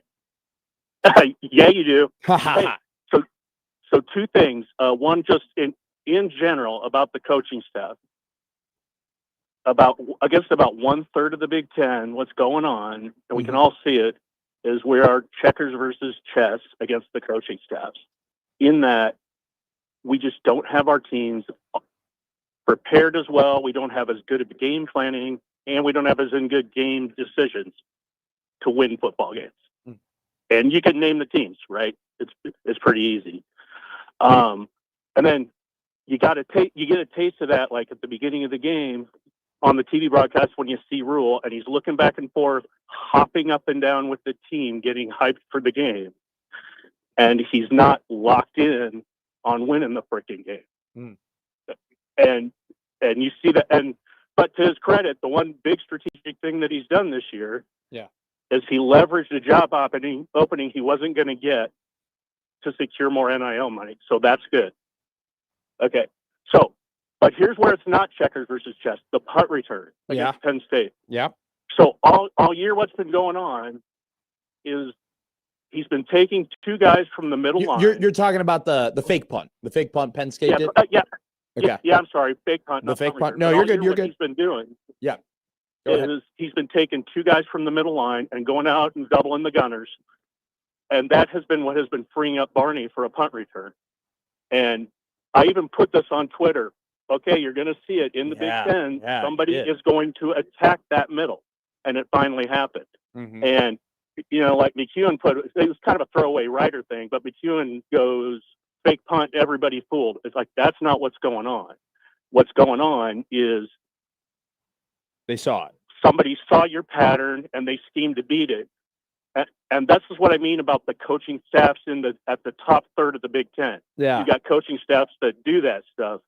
And in our staff, the only one who does that stuff is Eckler, and he just got countered. That's what's going on. Matt, I'm so glad you called in. I want to read your tweet. You added me yesterday. You go, this was on September 7th from you. You tweeted, from my seat, I saw 3 different punt return schemes. We were splitting guys out right before snap and doubling the gunners. Won't be long before we start seeing fake punts attack in the middle of the field, so we're at least good enough to get into a chess match. It was a great visual by you, my friend. Great call from you, and you're absolutely right. That's exactly what they did. That's exactly what Penn State exposed, and it was funny. I mean, it was still 30-10 at the time, but if you thought the nail wasn't already in the coffin, it definitely did it. So kudos to you. Oh, so before I go, just think of this. Yeah. How pissed is Iowa right now that Penn State did it before they could? Great. That's a great point. Great call, Matt. I appreciate it. Great tweet. He was totally right. I mean, it's spot on. That's exactly what they did. It was funny, Jimmy. It was 30-10, and Nebraska just scored. And I looked at my buddy. I go, hey, they're punting the ball. Nebraska's going to get the ball back. It'll be about, if they score quick, could be 10 minutes left. 1 minute later, we're done here. Yep, we are done here. Let's go to Dave in Florida before we hit a break and get to our great interview coming up with Abby Barmore. Dave, you're the man. How are you? Good, buddy. How are you? Well, great to hear from you, as always. Yes, sir. Just getting ready for a regional final game this Friday. Nice. We're still moving along. Go Venice, baby. Yes, sir. Hey, I got a question here. Okay. And Nebraska is 7-4, correct? Yes, they are. They're 7-4. Lost to Michigan. Yep. Lost to Minnesota. USC, Yep. Penn State. Yep. How many more of those teams simply have more talent than Nebraska? Ooh. Maybe this ain't a coaching staff thing. Is this team maxed out? I would say that 3 of those teams have more talent than Nebraska. But at the same time, Dave, can I throw a question back at you? Right? Yeah. Talent isn't everything, right? Do you think it's a bad reflection on a coaching staff that they just can't beat a team that's more talented than they are? Because I don't know if Nebraska's done that under Matt Rule yet. They have not. And that's either, well, you could be right on that, but I'm looking at it as, is Matt Rule getting the best out of these kids? And it's simply a talent thing. Michigan, top 25 team. Minnesota, USC, talk of the playoffs. Yeah. Penn State, number one. Yeah. They were ranked number 1, going to win it all. On paper, all of those teams got way more talent than Nebraska. Other than Emmett Johnson, who would you draft on this Nebraska team today? Sierra Wright. And I would draft Andrew Marshall. And that'd be it. Probably say those 3. Maybe Evans is a little small, but he's been playing great football. So maybe if I were an NFL team, maybe I'd take a flyer on Justin Evans. But definitely 3 for sure. Now, the aforementioned teams, who would you draft from Michigan? Who would you draft from USC? No, I know what you're saying, but at the same time, Dave, you're right.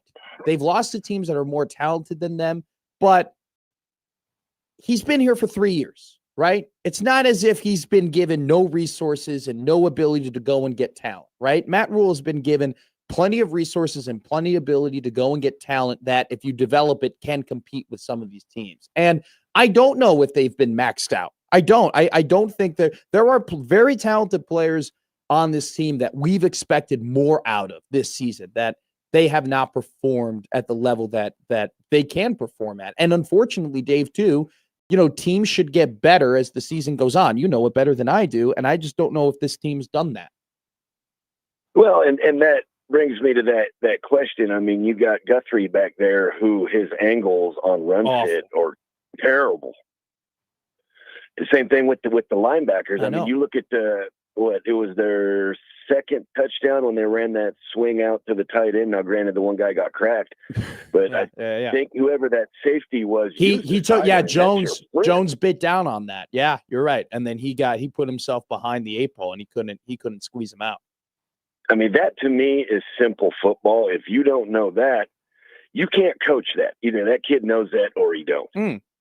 That's an interesting insight. I would think the opposite, just from my eye, But I appreciate your insight on that because your coach has been around. So, Dave, thank you so much. I got, fellas. Hey, you're the Happy man. Thank you too. You as well. Thank you for calling in. All right, guys. Dave from Florida.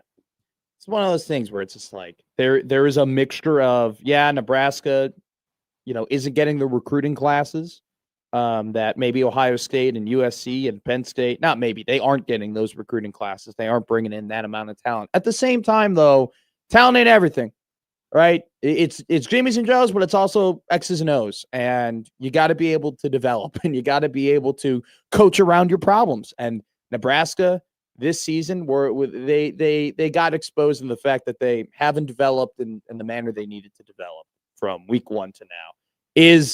I know it's been a lot of doom and gloom. But there are some positives to take away from the game. And it ended. If you go ahead and you beat Iowa, there's a lot of positives to be taken away from the season. We'll talk about that later in the 8 o'clock hour. But coming up, we're going to talk about a wagon. That's Nebraska volleyball. Abby Barmore on 3 coming up soon here on 1620 The Zone.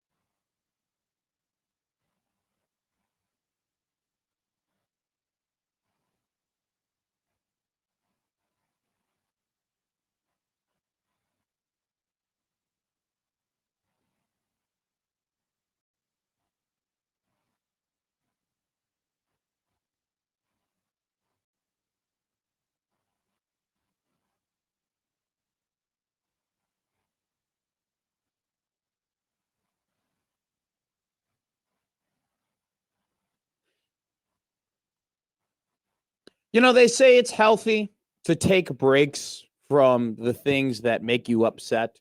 And we've spent 2 hours of the show talking about some things that make us very upset, which is Husker football. So we are going to go ahead and we're going to take a sharp right turn and talk about something that makes a lot of people happy, and that's Nebraska volleyball. And in doing so, we bring on one of the best in the business from On3, Abby Barmore, Husker Online's volleyball reporter. Abby, how are you? Great. How are you guys doing? We're doing okay today. We're doing okay. We're not doing as well, though, as Nebraska volleyball is doing this season. Abby, this team has lost one set since September 16th. They've actually lost 7 sets the entirety of the season, which I think you already knew that. I don't have to tell you any of these crazy stats because you're the one that I'm reading them from. But they've had an incredible year. And so I want to start off with this. Obviously, Danny Busboom Kelly was a coach that was highly regarded before she got to Nebraska. She had incredible success at Louisville. And I think a lot of people foresaw her having success here at Nebraska, no doubt. But still, to come in your first season and to be 2 games away from having a undefeated regular season and 2 games away from having an undefeated regular Big Ten slate is something that I don't know if anyone could have really foresaw coming. My question to you is, you being around the team and the pulse you have on the program, what are the differences from last year's roster and last year's team and the attitude from last year's roster to this year's roster under Danny Busboom Kelly? Yeah, I kind of feel like that's a loaded question. There's a lot of pieces to that. Sure. They had a great roster last year. They have a great roster this year. It's a little bit bigger, and they have some real depth. And one thing about Danny is she's not afraid to use that depth. Mm-hmm. She's not afraid to switch her liberos. She's not afraid to play a freshman middle blocker when she has 2 All-Americans. And I think the biggest thing that I would say is like her just go for it mentality. Like, and she instills that in her players. She wants them to, go for it on the serve. She wants them to hit the hard shot. And then she is also not afraid, like, you know what, let's just play anyone, right? Like anyone that's not going to redshirt, you could go in at any moment and be ready. And those players have shown that they are more than capable of doing that. They have a long list of great players on that team. And Danny does a good job of, kind of making sure that they're all on the same page mentality-wise. Like, hey, we want to win a national championship. It's been very clear what our goal is to everyone in the world. We want to win a national championship. And the best way to do that is to use all of this talent on our team. And she does a great job of doing that. And then also making sure those players that maybe come off the bench are ready, but also like totally embracing their role. Heading into the year, the big story, and I remember talking to you about this, was, Bergen Riley was 2-time, setter of the year in the Big Ten, one of the best players returning back into the conference, but yet she was competing for her starting job, with Campbell Flynn to begin the year. And she ended up keeping her job, right? And she's having an incredible season. What have you seen from her this year and kind of the, I don't want to say resilience, but, it is difficult at times when a new coach comes in and you got to compete for something that you already had after winning Big Ten Setter of the Year twice in a row. How has the season been for her, and how have you seen her grow this year? Yeah, I've been so impressed with Bergen. I feel like she has grown this year, and part of that is because Campbell has been pushing her. Campbell is a risky setter. They say no matter how good the pass is, no matter where she is on the net, she'll find the middle. So they always joke to their middles that they better be up because Campbell's going to find you. Yeah. She's going to make the hard set, which makes it, really hard on other teams' blockers because Campbell's going to find anyone anywhere. And Bergen has really grown in that aspect.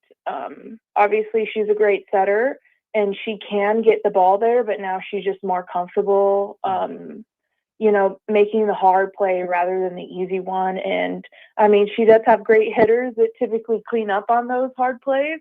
So that helps a lot, I'm sure, with her confidence as a setter. But I think that has been so important in her growth is, that go for it mentality that Danny has been instilling, but Campbell has really pushed her too. And I've seen her grow so much this year. I mean, Nebraska leads the country in hitting percentage, and it's not even particularly close. Like they're quite afar away from, I think, Wisconsin is second.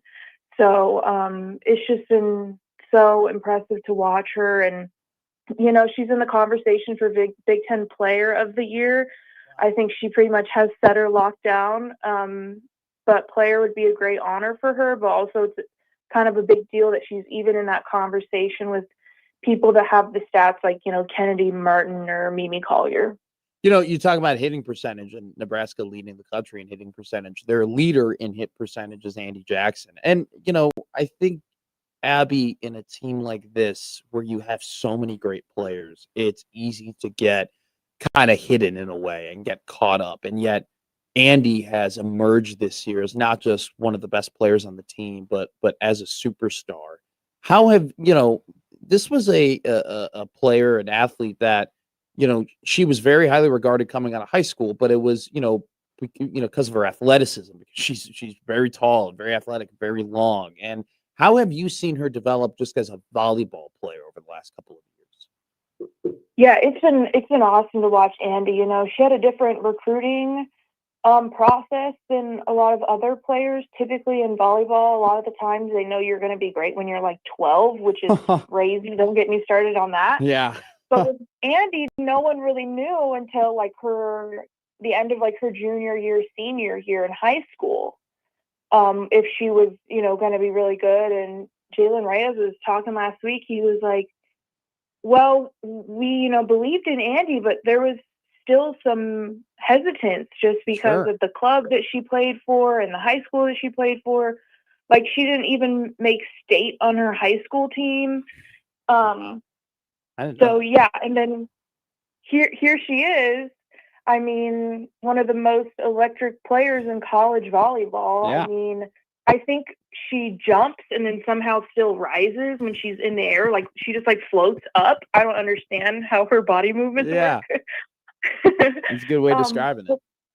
Yeah, that has just been so fun to watch her grow. And she has grown as like a whole volleyball player. Obviously she can jump really high, but she's really good on the side.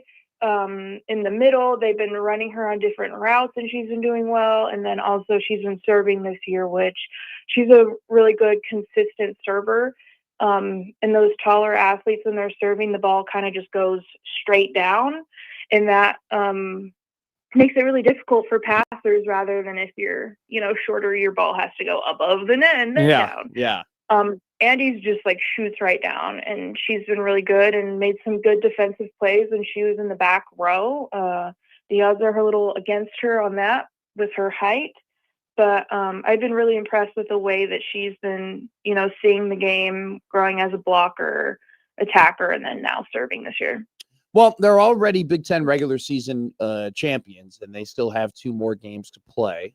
They go ahead and they have Penn State in their next game, and then is it Ohio State to end the year, if I'm not mistaken, Abby? Yes, sir. So 2 games away from finishing the Big Ten season undefeated, 2 games away from finishing the regular season undefeated. I know that this is a tough question, but how, from your perspective, because you watch them every single game and you have great analysis, how can they get got? How can a team get them? How can a team beat them? Where when you watch them, what is the one thing you say, you know what, if maybe a team can expose them here and play a high level game, they might be able to beat them? Where do you think it's hard for me to ask you where's a team, undefeated team the weakest, but where is this undefeated team the weakest? So I'm going to spin this in. If Nebraska loses, it's because Nebraska beat themselves. Wow. They have all of the keys to play great. They have shown that. They have 6 players averaging over 2 kills a set. They have an outstanding setter. two liberos. But with that, I think the greatest, challenge would be for them is if they faced a team that was just like serving out of their minds. And I think I hate to bring this up, everyone, but Texas in 2024, right? Yep. National championship game. Yep. And they just served Asia O'Neal like they just served out of their minds. And Nebraska couldn't pass and they couldn't get anything going. And so, I mean, I've never seen a team serve like Texas did that day. And I rarely do you ever see Nebraska get beat down like that, especially in a national championship. But I think that would be the thing for them. And, they are a good passing team for sure, but they're not as great as they were last year, which totally makes sense because they have Lexi Rodriguez, who is one of the greatest passers in college volleyball ever. So, of course, the stats are going to go down a little bit. And switching liberos, I think sometimes gets a little confusing when they're on serve receive, just who's taking which ball. But I think that, but also, even if they're passing okay, Bergen is such a good setter that she can give her hitters a real shot at kills. Abby, really appreciate you coming on, talking a little Nebraska volleyball. You're the best. Can't wait to see Kansas. I mean, have you already booked the hotel to Kansas City? Have you already done that? Okay. The hotel is booked. Well, hopefully you don't have. Yeah, hopefully you don't have to cancel that reservation. In Nebraska, like a lot of people expect them to be, is in the Final Four. So great talking to you, and we'll see you around. All right, thanks for having me on. Ed Barmore on 3, Husker Online, talking and writing about Nebraska volleyball. 2 more games left in the season for the Big Ten regular season champions, with an opportunity to finish it undefeated, then take care of business, hopefully, in the NCAA tournament. All right, don't go anywhere. Back to Husker football at the end of this break. I got some stats. Matt's got stats, not PFF stats. I got some vanilla stats. 37 for you. It's hard to pull PFF stats when you get your butt whooped. It's a little. What does the F stand for? Yeah, I don't know about taking player grades and average depth of target and rush rate over expected and all that stupid stuff that I love when you just simply got your butts whooped. 37 to 10. But What's your stat? But I got stats for you. We will talk about all that stuff coming up at the end of this break. And then we got Evan Bland from the Omaha World Herald coming up after that. Don't go anywhere. Listen to Gary and Matt here on 1620 The Zone.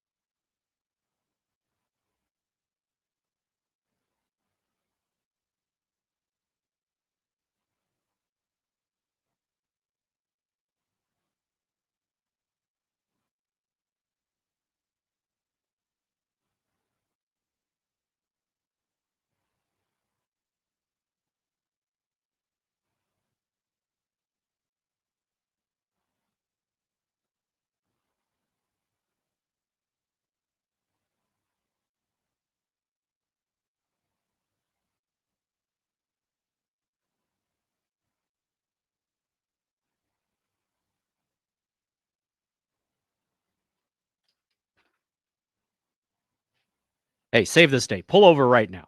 Get out your phone, get out your planner, whatever it is. Save the date. Our annual Stuff the Truck event is happening next Friday. So a week from this Friday, December 5th, Saturday, December 6th at Westwood Plaza, 123rd and West Center. It's one of the best things that our company does, our stations, every year. It's one of the great traditions. We're excited about it. We thank Woodhouse Chevrolet, Molina Healthcare of Nebraska, and Westwood Plaza. Remember, Friday, December 5th, 3 to 6. Saturday, December 6th, or Friday, December 5th, 3 to 6, and Saturday, December 6th, 11 to 4. Toys go to Toys for Tots. You know how it works. Bring an unwrapped toy. Let's make someone's Christmas nice this year. That's December 5th and 6th, the Westwood Plaza, 123rd West Center. Stuff the truck. You'll have fun, Matt. I will have fun. We're going to have a great time. Kids deserve toys on Christmas. It's an incredible event that Kids we like do. toys. I'm incredibly excited to be a part of it. It will be a ton of fun. Okay. Some stats here for you. Okay. So I got to make sure I have this number correct, because this is what happens when I don't read a stat, when I do my own research on a stat. Nebraska football is 2 and I want to say they're 2 and 5. Let's see. They're 1 and 2 in 2023. Then they're 1 and 3, 1 and 4. And then they won this year against Cincinnati on a Friday. Oh, then they lost to Minnesota again this Friday. So they are 2 and 5 on games not played on Saturday in the head coaching career of Matt Rule. 2 and 5 on non-Saturday games. Okay. They also he's batting 128 when he plays his home games in that is stadium north of the Mason-Dixon line, not in a dome at day. That is kind of funny, though, that they've played already, and then it will be an 8th game that in 3 years, Matt Rule is going to play 8 games that aren't on Saturdays in college football. That's kind of a wild stat. You had the NFL. He's actually played 2 Thursday games and then 6 Friday games in his career at Nebraska. So 2 and 5 on games that not played on a Saturday. And it got me thinking, because then I found that stat and then I'm like, big game Friday. And then I start thinking about balance, because I have to be, and I'm admitting this here, Jimmy. I got to be a little bit balanced here when we're talking about Nebraska football in this regard. It is unacceptable what happened against Penn State. It's not unacceptable that they lost, but it's unacceptable that they lost in the manner in which they did. You don't think of Nebraska getting big boyed by anybody. No. Even in this modern era of not so well football. They got outcoached, outperformed, and frankly, out-recruited and out-developed by Penn State. And every asset of that game, and every facet of that game, whether it was on the field on Saturday and even the days and months and years leading up to it, Penn State beat them. Okay. And that's unacceptable. At the same time, though, when I look up that stat and I go, oh, they're 2 and 5 on games that aren't played on Saturday, you start to think, well, what if they were 3 and 5? You know, what if they win that game against Iowa? What if they go ahead and they right a massive wrong from last season, because that game was a disaster and there's no reason why that they should have lost that game.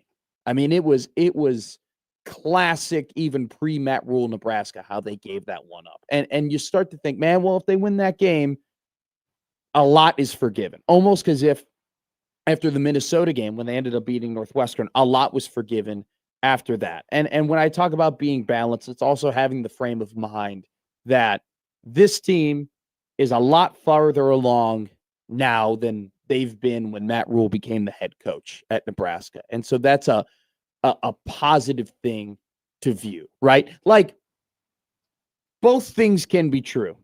What happened against Penn State was absolutely unacceptable.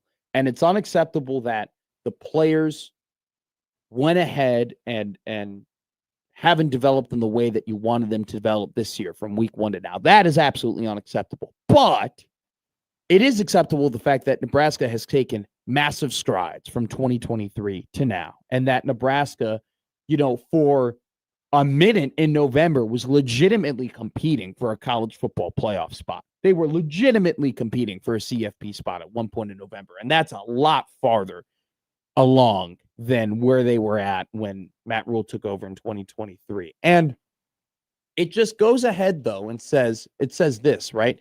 Nebraska football is a lot farther ahead right now in this current moment than they were a couple of years ago. But if they were to lose against Iowa at home, they're a 5.5-point underdog, by the way. 7-5 just isn't the bump you were looking for. 7-5. Well, there's different kinds of 7-5. Yes, but this still 7 wins still isn't the rule. The Matt Year Rule 3 jump. 7-5. Well, all you guys said 8 or 9 wins here. Yes, but except Josh. But 7 wins is not the progression that with the resources and the materials and the promises that Matt Rule has made. That is not acceptable. But 8-4 is. 8-4 is. 8-4 is acceptable. 8-4 is, hey, you're moving in the right direction. 8-4 is, hey, you are progressing. And you know what? It actually is perfect. It actually is perfect that Nebraska's an underdog, right? Because you get to unload the coaching clip here. You get to show, hey, yeah, they might be a better team. People might think we're going to lose this game, but you know what? We are going to go ahead and we are going to put our hands in the dirt and we're going to beat this football team. And we're going to show, hey, Nebraska football, we are relevant again. We are moving in the right direction. We are progressing. We are a team that, hey, we are 8-4 this year, and man, we had a lot of flaws. We had plenty of issues. Our D-line was not very good. Our linebackers disappeared at times. Our offensive line lost us football games. We even lost our quarterback. We had to play the last 3 games of the season as a backup, and we still went 8-4. And we still made improvements, and we still showed, hey, we were a good football team. But it's one of those things of promises kept and promises lost. And Nebraska football, when Matt Rule got here, they were promised 2 things. They were promised player development, and they were promised, hey, in year 3, we're going to figure it out. We're going to put things together, and we're going to show progress. And 7-5 just isn't the adequate amount of progress to be shown in year 3 under Matt Rule. It's not. And frankly, the player development perspective, it's an interesting conversation that we can have in the offseason, because while I'm incredibly disappointed on what has not occurred on the defensive line, there still have been some really good player development stories that you can point at and say, hey, that's what it looks like. Their development of Justin Evans, that's what it looks like. Their development of Emmett Johnson, that's what it looks like. The development of Hutmaker and Robinson, that's what it looks like. That's what we can do. That's what they can do. You just have to have that happen more often, and have it targeted in the places that are incredibly important in the Big Ten, which is the defensive line, which has not been the case. Door number 1, Jimmy, or door number 2? Before we get to Evan Bland here in a couple of minutes. You always enjoy a good number 2, so yeah. Okay, let's go ahead. We're going to go to the Equitable Bank inbox then, where they take banking personally. John emails in, unacceptable. You better get used to Nebraska putting an unacceptable product on the field. This is what you're going to get with Rule. And reading the comments on Michael's show yesterday, Severe Reaction, more and more people are starting to see what has been obvious. I mean, Matt Rule definitely was given a lot of grace based on his resume of like, hey, in year 1 and year 2 isn't really, when it comes all together. And also too, that the program was in a really, really bad spot when he took over. They were. I mean, they literally had the longest inactive bowl streak in the country when he took over, right? So you have been given this long ramp, this buildup, right, to have success and build something and be competitive. And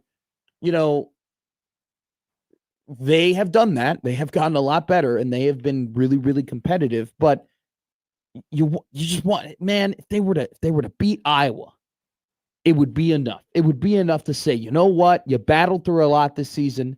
This team has had its problems, and yet you still were able to win 8 games. The number 8's been the number all year. 8 has been the number, right? That's what you've been targeting. Get to 8-4. Be able to say, hey, Nebraska had a good football team, and build off of having a young roster. Pick your core guys out. keep them, and then add on to it. And if Nebraska were to do that and were to beat Iowa and go 8-4 and have a lot of these, young guys who gained a ton of experience this year on top of, the now expanded budget that they have in the NIL, there would be legitimate excitement heading into next season. Would it be the excitement that you had leading into 2019? No, it wouldn't be. I don't think people would want to see Nebraska play right away after, the Iowa game if they were to win. But there would be plenty of optimism, especially if you end up making the right moves in the offseason. But if you were to go 7-5, Jimmy, man, I don't think it can be stated enough how important Friday is. Because if you go 7-5, there's going to be a lot of questions, and there's going to be a lot of eye rolling. There's going to be a lot of, man, is he the right guy? And there won't be an excitement heading in. There won't be as big of an no. If Nebraska, this is a great question. If Nebraska were to lose on Friday, how excited would you be for the bowl game? It'd be like, save us, Fred. Your only hope. It would be tough. But Friday is the perfect opportunity to prove so. And also, too, I was a terrible opponent for Nebraska. Let's be real. The things that Iowa does are the things that Nebraska struggles to do. It's plain and simple, right? So Friday is an opportunity to shut me up and say, you know what? Shut a lot of people. Shut a lot of people up and say, you know what? All of you guys been bitching, moaning, complaining about us not being able to stop the run and us being bullied and us being exposed. Look, we're going to play a team that's exactly what they're going to do, and we beat them. That's what your opportunity is. Prove people wrong and say, you know what? We can coach. We can develop. We can get better. We can scheme things up on a short week, on a game that isn't played on Saturday, in which we've lost 5 of those games in 3 years. That's your opportunity on Friday to reestablish the excitement, hope, and optimism that you lost greatly on Saturday. Because you are an 8.5-point underdog for a reason, okay? But there's just no acceptable answer as to what happened on Saturday being acceptable. There's no acceptable answer.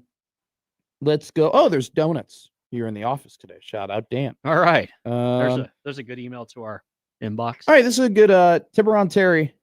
What's up, buddy? Can't wait to be back playing golf with Terry and the boys again in April.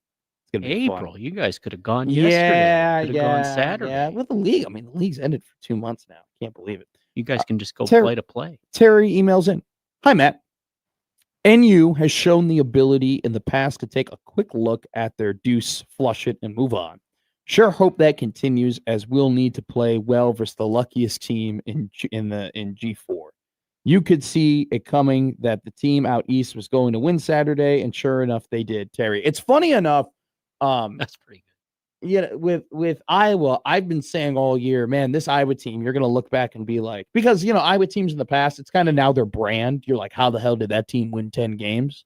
Like, you're going to look at this Iowa team and probably say the opposite. You're like, how the hell did they only win 7 games this season? I thought they've been a lot. I mean, but they should have beat USC. Can't believe they collapsed like that in the second half. And, man, they gave Oregon a run for their money. They gave Oregon everything they could possibly handle, and they can so beat close. anybody. They can lose to anybody. They absolutely can. But then their win against Michigan State this Saturday was like, there's the Iowa I know. There's the dumb win.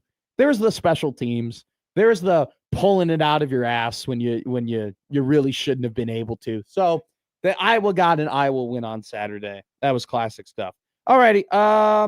One more win. One more email. What is Nebraska's best win this year? Cincinnati. If you throw out the 2 give me games in the beginning of the year, they're a 500 football team. I don't think that's a bad statement. There are some flaws on this football team, but yet they have an opportunity to go 8-4 and reach that magic number everybody has been clamoring and wanting for the last couple of years. And they're going to do it against an opponent that has had Nebraska's number ever since they came to the Big Ten. So coming up next, we talk to one of the best writers in the state, Evan Bland of the Omaha World Herald. He was in Happy Valley on Saturday. We'll get his thoughts on the games and the look ahead to the big Black Friday game against Iowa at Memorial Stadium. Don't go anywhere. Listen to Gary Matt on 1620 The Zone.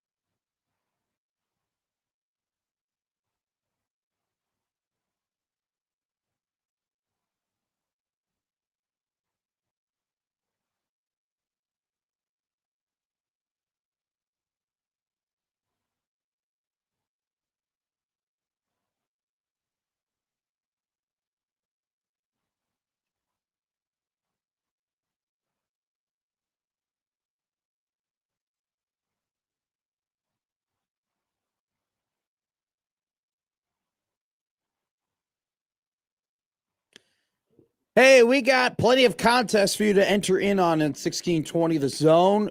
Here's a good one. Blue Collar Boxing. Friday, December 12th at Baxter Arena.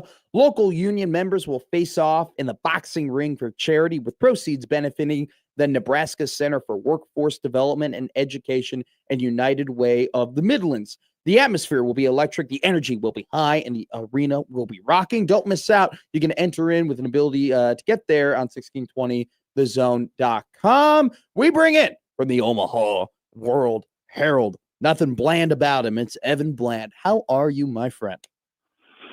Doing well, man. Just a reminder that I could never be a chef in my career. That was the one limitation. How many? I would love to know how many people who, because of their last names, because of their names, are like, yeah, I can't do that job. I can't, not be able to do that. I know a job that you can do, and that's writing about Nebraska football. You're one of the best in the business at it. Were you at the game in Happy Valley? Were you there? I was there. Yeah. Okay. How, just in general, like, what was, because they didn't show too many crowd shots, and I think I know why.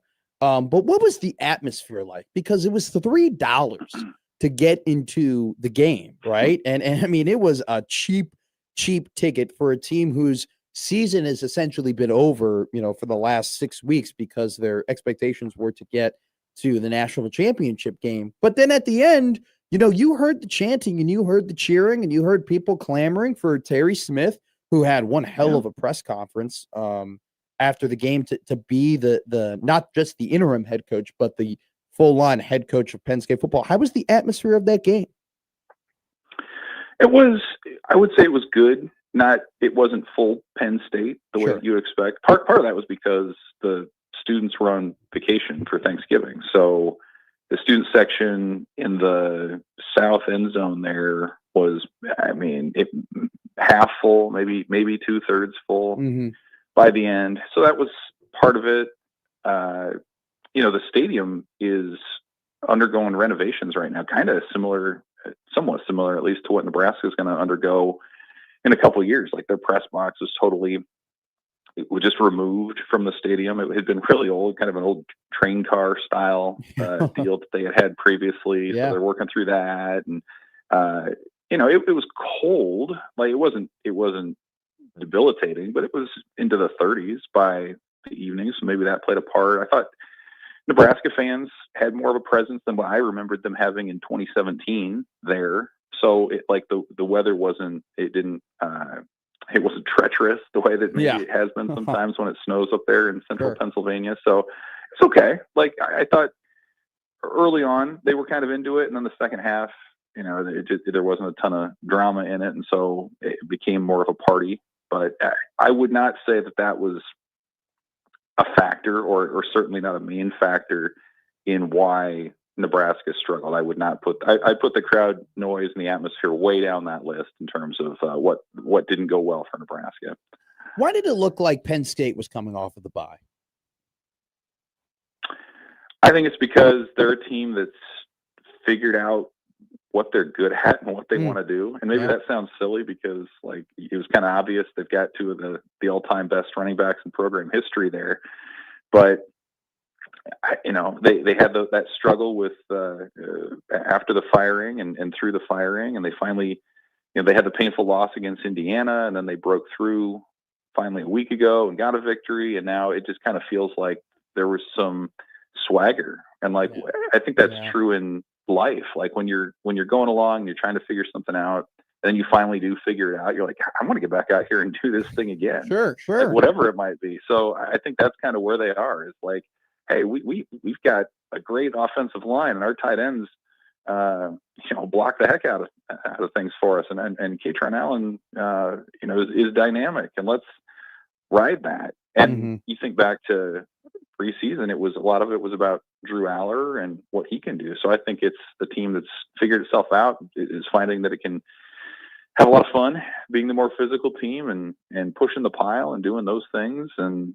it's fascinating, right? Like, a month ago they didn't know what they were doing, and they're losing to UCLA and they're using to Northwestern, and so you got to give Terry Smith some of that credit. It does. I think if you're a Penn State fan, it sets up a really interesting scenario, especially if they, finish this year out strong. They beat Rutgers. They go to a bowl game. Like there's going to be that temptation. We've seen it in college football in the past. Yeah, where you can kind of get caught up in the moment, and the players want him, and he's an alum, and it'll be fascinating to see how much they either lean into that or kind of resist the emotions of the moment as they're looking for their next permanent head coach. But it's certainly a more complicated discussion now than it was a few weeks ago for them. Yeah, it's one of those things, Evan, where you might be tempted and you might want to make people happy, but I think we all know that Dabo Swinney, he was an interim, right? But he's that's more of the novelty, right? That's more of the exception as opposed to the rule when it comes to hiring,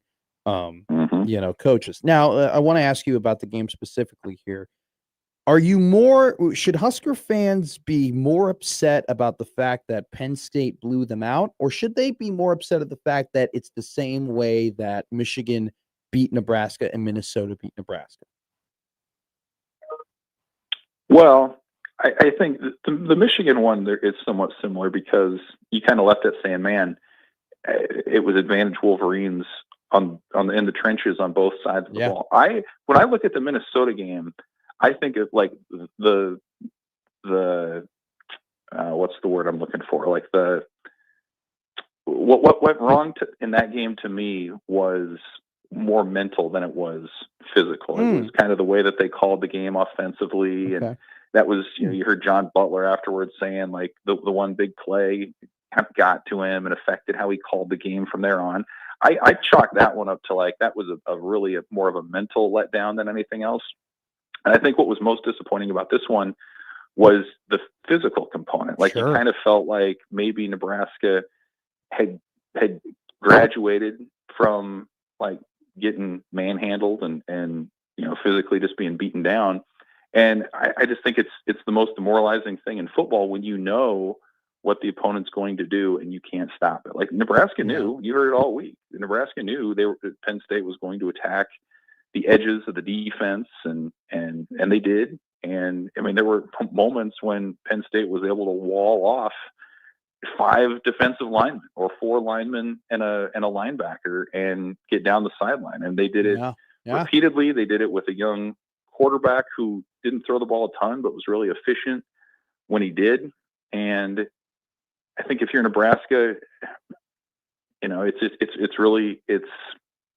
it's one of those deals where you just got to keep developing. And I suppose my anticipation today from Matt Rule is you're going to hear a reminder of how young this Nebraska team is. And you look up and you see guys that are, Cade Petchock's a freshman, and Riley Van Poppel's an underclassman. You can kind of go through the list, whereas Penn State's got 30 plus seniors. And that's a group that's it's an older group that had anticipated a national title run. And so maybe that's part of it too, is just the years of experience that were different. But I think the thing about that game, it just kind of shook the foundation of what Nebraska thought it was. It's been good on special teams. It wasn't really on Saturday night. It was good at, it was better at stopping the run. Not so much Saturday night.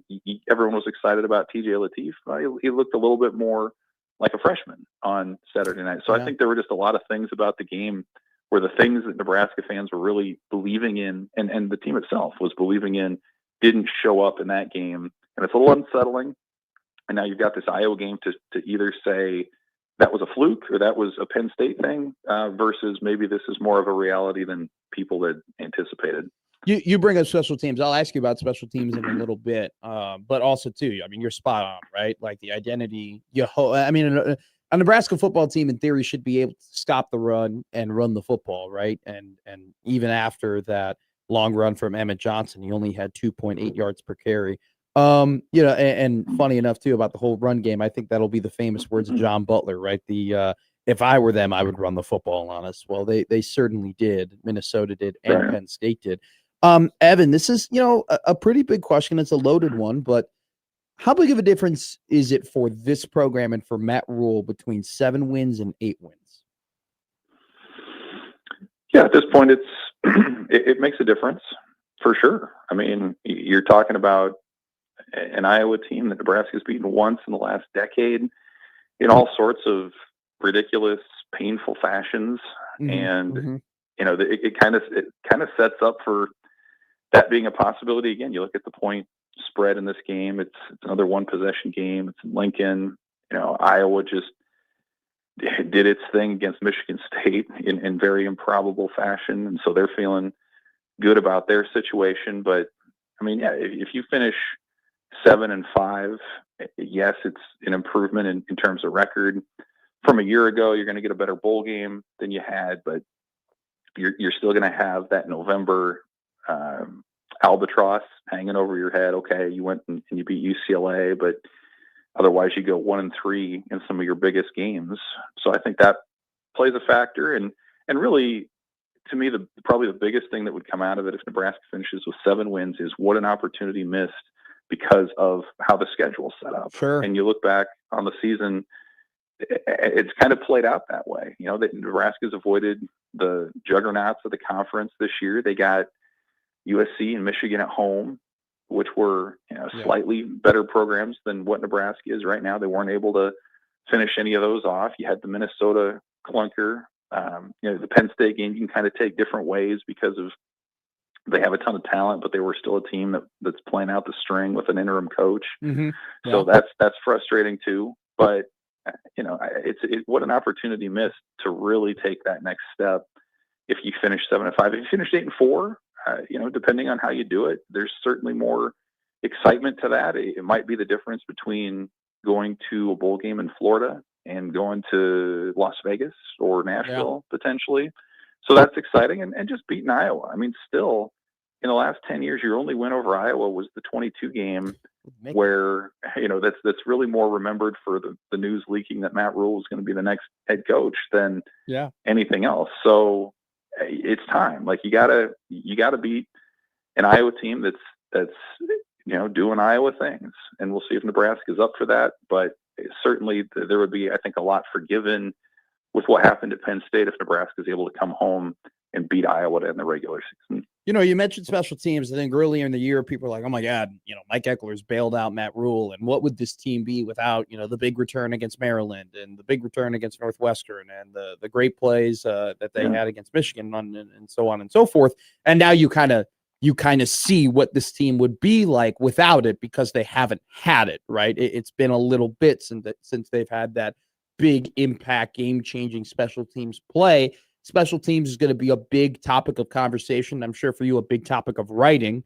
when you play Iowa, a program heralded for their incredible special teams play. And we'll probably have the back-to-back Jet Award winner, Caden Weegen, returning punts for them. Who's got a bigger game ahead of them, Evan? John Butler or Mike Eckler heading into this Iowa game?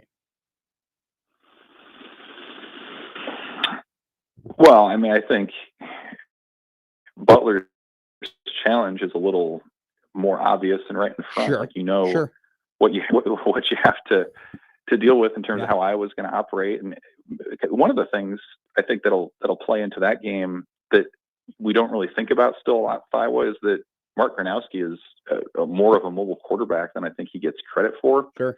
And so that's going to be, I think, a topic that'll probably pop up this week in the press conferences again is Nebraska's continued to struggle with that all year. They really haven't solved the mobile quarterback piece.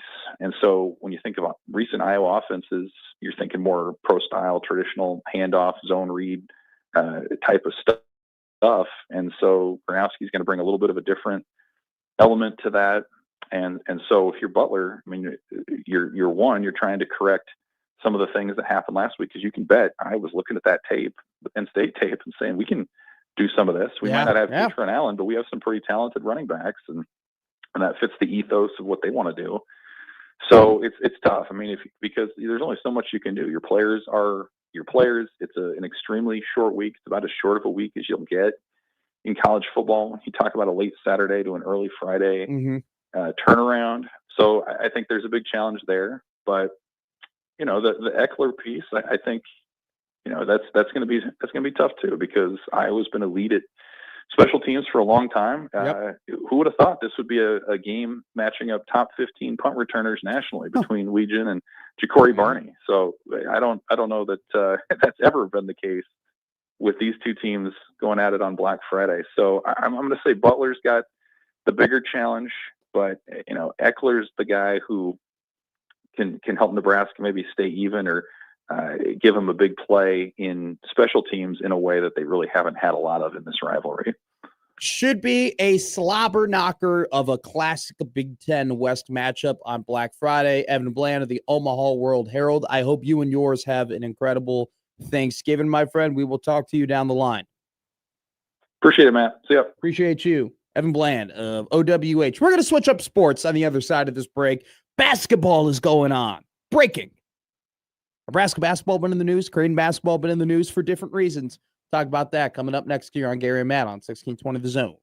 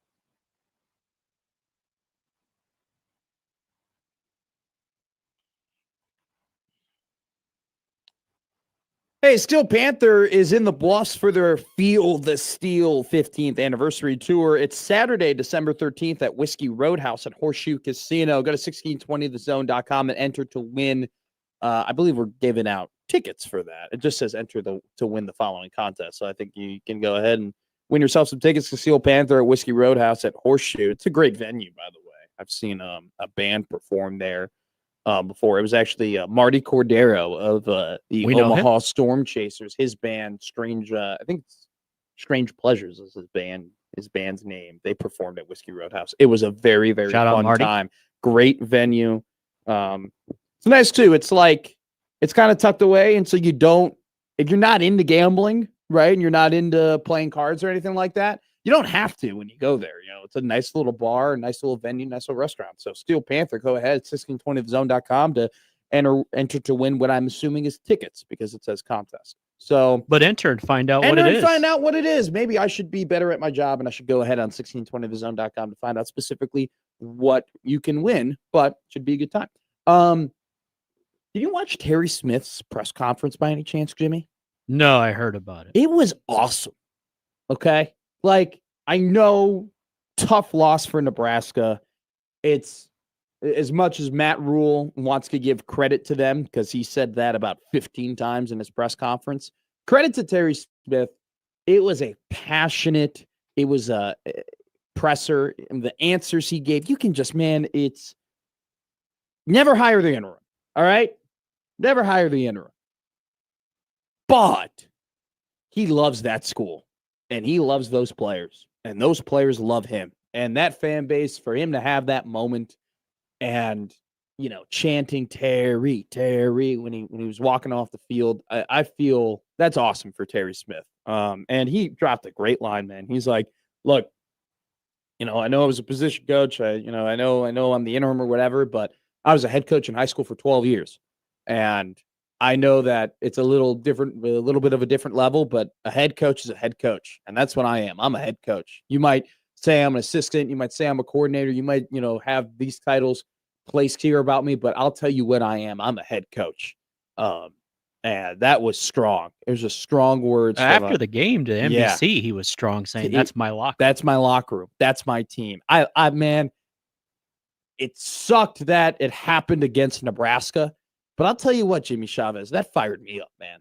That I was like, hell yeah. If I was a Penn State fan, I'm probably saying, I don't know if Terry Smith is the right hire, after you fire James Franklin, and maybe you should go out and get a guy with more pedigree and who's won at a high level before. But man, I'm looking at Terry Smith, and you know what I'm saying? They better keep him. They better keep that guy in that locker room. You want that guy to be part of the program. They better give that guy a job. Because he loves that school, he loves that team, and he loves that fan base, and that fan base, rightfully so, loves him. Hey, if not, Matt Rule hired him once before. Yeah. You can always use quality individuals. Sure. But I'll tell you this right now, man. Terry Smith could have packed it up. Could have said, all right, season's over. Not going to make national championship. This team's given up. This team doesn't want to play anymore. My quarterback is hurt. Drew Aller's done. Maybe Nick Singleton doesn't have what he used to, maybe he doesn't have it in the tank anymore. Nope. He knows with the grindstone, man. He said, I'm going to coach this team up. I'm going to pour into this football team. I'm going to pour into these players. And you know what? Those players poured back out to him and to that coaching staff and to that team, the way that they played. I'll tell you right now, man, Gary made a great point when he called in at 6:40 in the morning today. Said, if blank canvas it, who's 7-3, who's 4-6, and who's coming off the bye? I think the other team. I think you'd get it. I think you would get it completely wrong based on how both teams played, and it's one of those things where I have to look it up. I'm trying to think, has Nebraska under Matt Rule won a game outright as an underdog? This season they haven't. They were favorites. They were favorites against the two non P5 teams that were P4 teams they played. They were favorites against Cincinnati. They were favored against Michigan State. I think they were favored against Maryland. Because you got to remember, Maryland was what, 4-1 heading into that game? They showed potential. And they ended up having a tough season. It's funny though, everybody is keeping their head coaches this season. Yeah, not the year you want to. No, not when LSU and Florida and Arkansas and Penn State, when they all have openings, if you're Michigan State or you're Wisconsin or you're Florida State, you're kind of saying, I mean, that's Florida State came out yesterday and said they were going to keep Mike Norvell. And so, they made your standard kind of eye roll statement if you're a fan of Florida State, where what do they say? They're going to reevaluate how they evaluate players and recruit players and what type of things they're looking for. So we're going to do things after the season. Let me tell you this. Good luck with that. Good luck with that. We'll see how that plays out for Florida State after back-to-back disappointing seasons. But okay, so they were underdogs against. Oh, okay. How about this? They were underdogs against UCLA. They were 1.5 point underdog in that game, so they beat them there. But if I'm looking back here to 2024, I'll do this on the off time, but it'll be interesting to see, how many times Nebraska's won as an underdog outright against Nebraska or against opponents under Matt Rule, because I think that's the test of good coaching, right? When you're doubted and you're playing a more talented team than you, can you scheme some things up and inspire the guys and do something that people don't expect you to do? Doing a quick scan here, didn't win a game outright last season against a team that they were underdogs against outright. And then if we're going to 2023, let's see here if we can load up 2023. They won Illinois. They were a 3-point underdog. So in the 2 time at this point, it's been 36 games. Matt Rule has been the head coach of Nebraska football. Only twice in 3 years they've won a game outright against a team that they were not favored against. So be a very big test. 5.5 points is the spread. Iowa is the favorite against Nebraska at Memorial Stadium. We'll go back to the Prairie Flower Casino hotline. We got Doug. Doug, you got a problem with the coordinators? Well, but this is a little bit of a conspiracy theory, so I want to get your opinion. Yeah, sure. So, maybe Hogo and Rule called the game the way they did to highlight the difference in talent for the NIL boosters and the other big money people. Just to show that, I don't know these about guys that. are talented. So, anyway. Yeah. That's it. All right. Thanks, Doug. Yeah, I don't think they purposefully called bad plays and essentially threw the game to show, hey, we have way less talent than Penn State. I think the boosters. I think we could see that without play calling. Yeah, I think that was plain and those plain 2 see, clips like that Eric sent us on Twitter. Yeah. There. Yeah.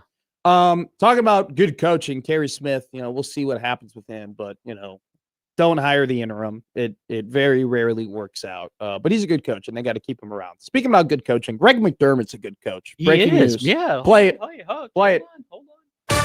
Oh! Break it. Greg McDermott. Good morning, basketball Mac. coach. Good morning.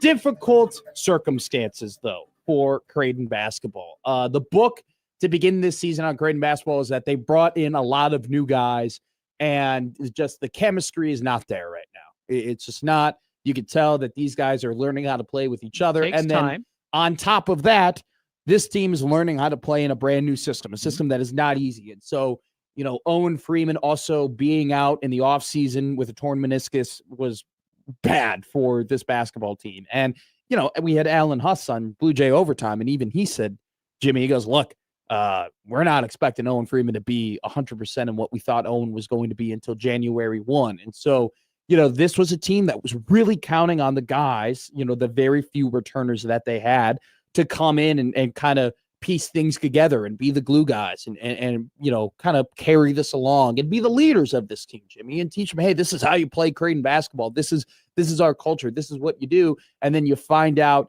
I think it was on Friday, that Jackson McAndrew, one of your key pieces on this team, one of the key pieces returning from last season's team to this season's team, is out due to injury. I don't think we had a full description of what it is yet, of what his actual injury is, but we know that it's an injury that kept him out of the Iowa State scrimmage. And then didn't play that. Then he came back, and then he aggravated it, according to Mac, in shoot-around before the North Dakota game, and then it apparently got a lot worse when he played 8 minutes in the North Dakota game. And so Jackson McAndrew out for the year. Look, it's brutal. It's tough. I mean, Jackson McAndrew is not only expected to be one of their best shooters to spread the floor on this game, he's also expected to be one of their better rebounders and hopefully develop into a better defender. And so for him to now be out for the rest of the season is a massive, massive blow for this Creighton basketball team that has 2 big games today, or 2 big games in the next 2 days. Yes, they play basketball today. They play Baylor today at 1:00. We're going to talk to Connor Happer, who will be on the call in a little bit of an hour. But they play Baylor, and then tomorrow they play Iowa State, also at 1:00. And Jimmy, Creighton against Iowa State? Yeah. Oh, the Mac Bowl. The Mac Bowl. All right. Otzelberger Bowl, All if you will. right. And so it's one of those things, though. It's like the Big East has not had a good non-con. And, the wins in the Big East and having a good conference season for Creighton, unfortunately, won't have as it won't have as big of a factor when it comes into seeding for the NCAA tournament, And so you got to go ahead and take your opportunities now in this non-conference game to build up your resume, right? And I know that it sucks that games that you play in November have a heavy bearing on where you're going to be in March, even though you're probably a completely different team 4 months from now, but that's just the reality that you have to live in. And so to have these games and win these games would be massive for Creighton basketball, but now to do it on the heels of losing one of your most important players is going to be a gargantuan task. And it already was going to be a tall task to go ahead and beat Baylor and Iowa State. And, you got to look at it from this perspective, though. It's not like they haven't been here before, right? The same thing happened last season. They beat your Kansas Jayhawks. Who did? Creighton basketball. Oh, yeah, I remember that. And then Pop Isaacs, who was the best player in that game, ends up being out for the season. And man, it was an uphill battle for them to recover from that Pop Isaacs injury, but they found a way to do it with really leaning heavily on Stephen Ashworth and leaning heavily on Jemiah Neal, who really developed as the season went on and won them games in the Big East, especially that Marquette game. He was absolutely phenomenal. So it's a tough injury. It's an awful break for the Jays, who already are kind of fighting it, trying to get this team to the talent level that they believe that they can be at. But if you had to pick a coach, right, who can figure it out and navigate this tough time and find a way to persevere through it, you got a pretty damn good candidate in Greg McDermott. So big games. It'll be here on 1620 The Zone. Today, 1:00, Creighton takes on Baylor. And then tomorrow, also on 1620 The Zone, Creighton takes on Iowa State. Pregame will begin here on The Zone at 12:30. The other basketball team in the state of Nebraska. Jimmy Chavez. They got a basketball team over there. They do. I'm telling you, one seed in the Midwest. Let me tell you something right now. They got a ball club. They got a ball club over there in Lincoln. All right. That team plays together. That team plays hard. That team plays fun basketball. Let me tell you something. This guy, he was 5'9". He was a freshman at the time. I think it was Hinsdale Central. Went and played Notre Dame College Prep. Okay, my high school basketball team, and there was this little kid, barely 5'8". Okay, and he had his name was Sam Hoiberg, and he stepped in to Notre Dame College Prep into my high school and beat NDCP and dropped 20 on the heads of the Dons, okay? And everyone's like, wow, Hoiberg's kid can play. I think Fred actually, he either got fired a little bit later. Because of that game? No, Fred Hoiberg got fired from the Bulls either like a couple days before that game or a couple days after that game. Like he got fired from Chicago not too far after that game. But Sam Hoiberg came into my high school and killed my basketball team. And I was like, damn, like he's small, but he's got something. Not right? literally. That would be terrible. Man, it's and I've been funny enough. I've met Sam and I told Sam that story. And Sam was like, I had a great game. He was like, I was awesome that game. I killed that game. And so we shared that moment, which was funny. But man, to see him win that game for Nebraska, to be the smallest dude on that court, and just you could tell he gives the maximum amount of effort, not only for that team, for his guys, for the school of Nebraska, but for his dad as well. And he's fun to play basketball. He's not the most talented guy. He's not the flashiest guy. He ain't going to play in the NBA or anything like that. He's a college basketball player. He's a college athlete. Nothing wrong with that. It's fun. And you know what? We've lost a little bit. We've lost some of those guys with the whole NIL era and the pay me era and the, pay to play and all this stuff. We lose the essence of college sports sometimes, which is just athletic guys going ahead and putting it on the line for their team and for their school. That's what Sam Hoiberg did. The spacing on Nebraska, it's as advertised. The development, man, Price Sanford averaged 5.6 points last year for an Iowa team that barely made the Big Ten Conference tournament. And now in the last 3 games, he's averaging over 19 points per game. He looks like a dude. He looks like a stud. And dude who's also a stud is Rink Mask. He's playing some high-level basketball too. And Jimmy, I got to give him credit. Save it for tomorrow also. I got to give him credit. He knows his role. He's got to stop taking threes, but he knows his role. Bear K, when he commits to what his part is, he commits to it, and he looks good out there. So Nebraska basketball, man, undefeated to begin the year, longest winning streak in the country. They got 2 cupcakes coming up against Winthrop and Winthrop and SC Upstate. Very much challenging the 1976 Indiana Hoosiers for an undefeated season. Yes, and it's then, still alive. Let me tell you right now, Creighton goes ahead and wins these games against Baylor and Iowa State. I mean, that'd be massive, and it'd be a very, very juicy December 7th matchup. But if Creighton loses to Iowa State and Baylor, that Nebraska game for them becomes wildly important for the non-com and building up a non-conference resume. I mean, they have to win that game against Nebraska on December 7th if they don't have a good Players Era Classic tournament. So it's going to be very interesting for the next 2 games for Creighton. Could raise the stakes of that Nebraska basketball game, where I don't think there's a line out yet, and I don't think there will be a line out yet for that game. But Nebraska's going to be favored. Nebraska's going to be favored at home for sure in that. So, all righty. That was our basketball talk.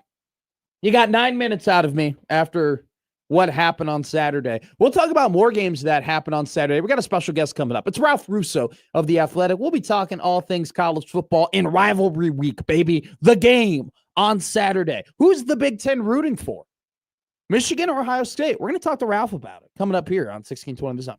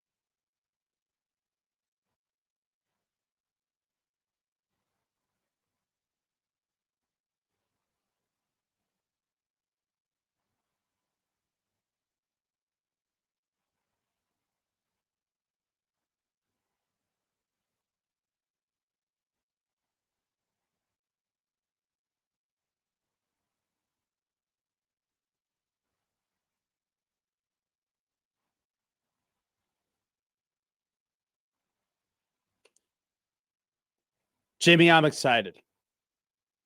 This one's been a long time coming. I read this guy on The Athletic. I'm a very big fan of him. We've been playing a little tag with each other, Ralph. We've been in contact, but we finally got you on. Ralph Russo at The Athletic. How are you doing?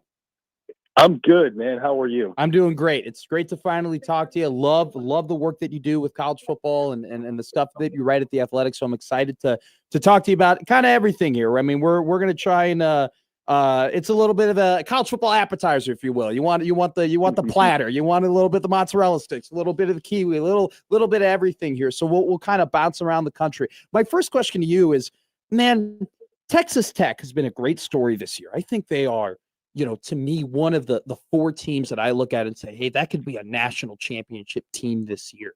Do you think that athletic departments look at Texas Tech and they say, yes, awesome. This is, they're proving that, hey, you don't have to be one of the blue bloods or one of the traditional programs. They're proving, hey, you can go ahead and if you make the right investments and you hire the right coach, you can win right away? Or do they look at Texas Tech and say, I don't know, we're going to be under a lot of pressure now for our fans to try and emulate what they've emulated? So I think probably the latter. And I think because not everybody has a billionaire oil booster who can just, write some checks to feed the NIL machine. I also think that the current state of affairs with, a new enforcement arm being established, the College Sports Commission, there's some very open and the House settlement terms in terms of revenue sharing. There's an open question about whether the way Texas Tech went about this, and not that there's anything wrong with it right now, but whether the NIL collectives and outside sort of third-party money that's been flooding in, if that will still be within the rules going forward. Sure. So the two aspects of that make, what Texas Tech is doing. Now, listen, I'm not ignorant to think that like all the NIL money from outside sources is going to go away. I think there will still be a way for, there'll be money on top of rev sharing. But yes, I do think that there's a little bit of like, hey, well, if we make the right investments, maybe we don't have to be a blue blood to get in this game. I think Indiana to a certain degree is sort of showing that as well. But I do wonder if the way Texas Tech has gone about it isn't necessarily like inspiring to a lot of schools, because they really wonder, can we do that? Do we have the people and the resources to do it? And B, will it still be legal to do it that way? As the landscape changes. Yeah, and you're spot on with that too, right? I mean, it just seems like every couple months, the landscape completely changes with new rules and regulations, and now we have this whole and here's it's coming. I think you knew I was going to ask you about this, but Lane Kiffin, right? And him, the rumors of him going to LSU, and some people are talking about it as if it's done and it's over with, and he's on his way somewhere.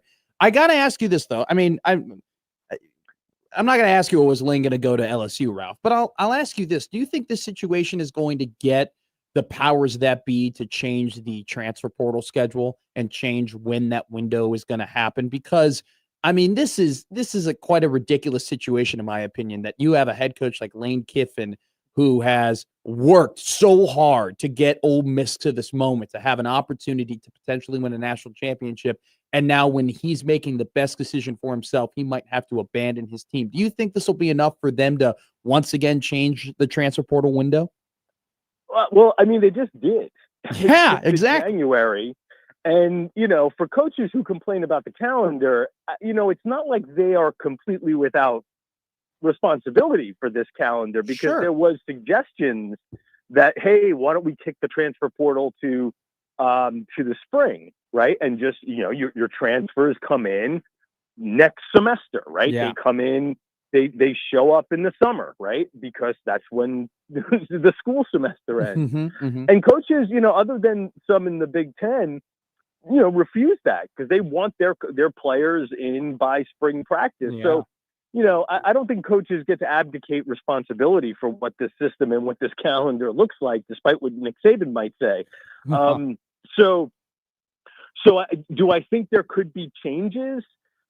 I do wonder if there's, well, listen, I mean, if this is the NFL, you just can't do this, right? Sure. You can't poach another team's coach and you have to wait until the end of the season. But it sort of goes back to the bigger picture of college sports where, like, this isn't a pro league. They don't have an antitrust exemption. They're somewhat limited in the rules that they can make in terms of stopping people from, seeking other jobs. I mean, to a certain degree, I think you just wish that, like, a coach who has a national championship contender would say, okay, I'm okay with staying here until my national championship, prospects are done. So I think like a lot of things, this is something that's a reflection of college sports being, I guess the phrase I end up using is like, you're sort of like, college sports is sort of half professional, half not, right? Yeah. It's sort of caught in this weird, like, half pregnant stage where. That's the way. No, you're totally right. They're half foot in, half foot out. They're part college athletics and part students and part classes and part what made the sport so great. And then they're also part pro where they're paying players and there's things under the table and there's weird stuff going on and there's tampering, there's negotiations. Hell, Ralph, we had a trade. I mean, Joey Aguilar got traded for Nico Emiliava, I mean, that happened. That occurred. So you're totally right. This is the weird things happen when you're in a weird spot, and college football is just in a very weird spot right now. Let's talk about something else it's not weird. I mean, it's the nature of the beast, right? But everybody in all these conferences, whether it be Sankey or Petiti or Yormark, right? They're all clamoring for, we got to get as many teams in the playoff as possible so we can go to our Big Ten press conferences in Vegas, or we can go to the our SEC press conferences and say, hey, look how many teams we got in the playoff. But with how good Indiana and Ohio State is, Ralph, is it that important for the Big Ten to get a fourth team in the college football playoff this year from a politics perspective? So it's always going to be, more is always better, because you're always, if you're Tony Petiti, you want to create a system where that accommodates as many of your constituents as possible. And Greg Sankey is very much thinking, they're all thinking the same thing. It's not just that they understand that, Ohio State will take care of itself, but I want to make sure, like, I have a chance to get the more the better, simply because it keeps the more of your members happy, right? So, again, like, Ohio State will take care of itself, but how can I make sure that, go down the pecking order a little bit and say, like, Nebraska or somebody like that also has a chance, whether they can get in, but at least can, like, play games in November with a chance to win.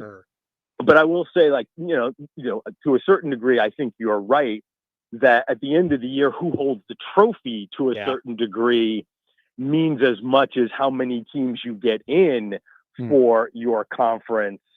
So, the Big Ten has won the last two national championships. I don't know if the Big Ten is top to bottom a better conference than the SEC, but that doesn't really matter when you have the trophy at the end and you have the best team. So that balances all that other stuff out. Do you think that Petiti has to do a better job of promoting that? A little. I do think he's struggled a little bit with messaging when it comes to his playoff proposals, and frankly, maybe even the private investment thing. Though I understand wanting to sort of have that play out a little bit more behind the scenes, because it's very complicated and you're dealing with 18 different schools that have to come to a decision.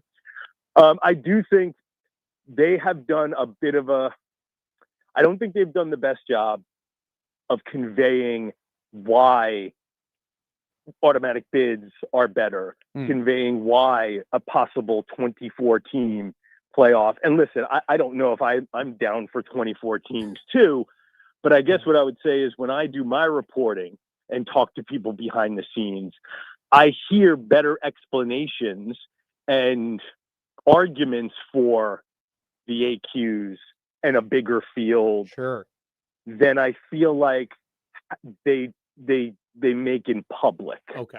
right? And I kind of find myself thinking like, well, why don't you say that in front of a microphone? Yeah. And why didn't you say that in front of a microphone 6 to 8 months ago, Mm-hmm. as opposed to, sort of like just, lobbying behind the scenes. Again, I'm not sure if that would have been enough to change people's minds. Sure. But when I guess what I would say is this. I think I have a story posting later today on this. Okay. The idea that like I think a lot of people are frustrated with the selection committee and the selection process, not just in the Big Ten, but all over college football. And I think a lot of people are seeing the new landscape of college football and saying like, boy, like there's a new standard for success here, like 8 wins, 9 wins in these big super conferences. Like that's hard. And that's a pretty good season. And if we don't recalibrate that expectation, we're going to be firing coaches left and right here. Yes. So like, and not to mention like, hey, like these bowl games, nobody cares about the Outback Bowl anymore. Yeah. But if we're going to play a game between Iowa and I'm going to pull an SEC school out here, Florida, in December or January, why wouldn't we just make that a playoff game? Like what's the point of just having these bowl games which our fans don't care about? Why not expand the playoff and make some of these things bowl games? Yeah. So you hear a lot of people around the country talking about, and again, even outside the Big Ten, talking about these things and why the playoff, maybe a bigger playoff would be better.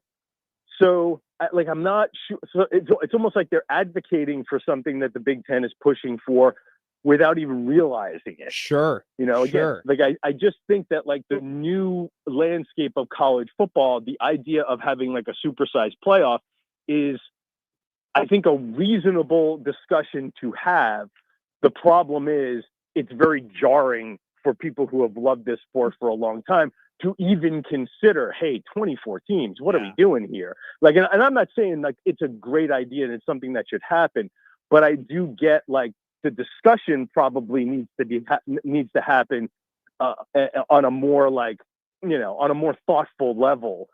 And I'm not sure if the Big Ten has done the greatest job of sort of introducing it into the public space in a way that motivates people or is a catalyst for discussion. Well, it's almost as if, Ralph, like, I mean, this will never happen, but people would love to see how the committee picks teams, right, in real time, right? We'd love a camera in on the discussions that they're having. And I think to kind of the point you made earlier, it'd be great if we just had a State of the Union, bring all the commissioners together and just have them talk about in public, live about the AQs and the importance of the AQs and, expanded playoffs and the arguments from their perspectives. Because you're right, we get these, quick little 1-minute answers at a press conference, and then we don't talk about it or they don't talk about it for another couple of months, right? And I think that if you were ranking who's good at conveying the messages that are best for their conferences, the SEC does it way better than the Big Ten or the Big 12. Ralph Russo, The Athletic, longtime writer previously at the Associated Press. I'll leave you out here on this, Ralph, and I want to thank you so much for taking time out of your busy day to talk to us about all these great things in college football. Penn State just defeated Nebraska at home, and the Happy Valley crowd was chanting Terry, Terry, Terry, and there is the old saying, never hire the interim and all those things. But it seems like Terry Smith has got this team, heading in the right direction with a lot of momentum. But then there's also the rumors of, maybe Kellen DeBoer going to Penn State and leaving Alabama. And, there's some accounts that have a lot of followers and, previously were considered fairly reputable are having these things, those rumors. And, this is a really tough job to hire for Penn State, because you're not just trying to rebuild a program, you're trying to get over the hump, and the hump is winning a national title. What is your outlook right now on the Penn State head coaching hire? Are they going to make a big splash that people want them to, or does Terry Smith have a legitimate shot at becoming the full-time head coach? Penn State has been a hard one to get a read on among these big jobs. And, you hear things like, well, maybe they might look toward the NFL in terms of coming up with a hire. Or just on the other, complete other side of that spectrum, it's like, well, they've had some interest in Bob Chesney, the JMU coach, and maybe they'll just like they'll sort of fall back into like trying to find like a rising star kind of coach. And I know for a place like Penn State, that feels like, man, we just got rid of James Franklin and that's what we're going to do. We're going to hire the JMU coach. But, there's a track record of, that there's certainly, examples of sort of hiring down and promoting a guy, so to speak. And those things work out pretty well. Dan Lanning was a coordinator. Curt Cignetti, obviously, being the most obvious example, him coming from JMU. Yeah. It's been hard to get a read on what's going on at Penn State. I have a fair amount of skepticism that they would hire Terry Smith. Though I do think that they would very much like to keep him within the program. Yeah. But we'll see what happens. That's kind of a hard thing when you're the interim. If you don't hire the interim, it's often very difficult to keep that person within the program. He's been a key member of Franklin's staff for a long time there. So yeah, and as far as the DeBoer thing, listen, I kind of get it. Sure. But it also goes back to what's going on with Lane Kiffin and how many coaches do you think are going to leave a playoff team? I mean, Alabama, if they beat Auburn, they're pretty much locked in. They are. I don't know if if you're at Kalen DeBoer and you're going into a playoff race and you got a big contract, you're the coach at Alabama. Yeah. It's not like you've had that poor a last couple of years here.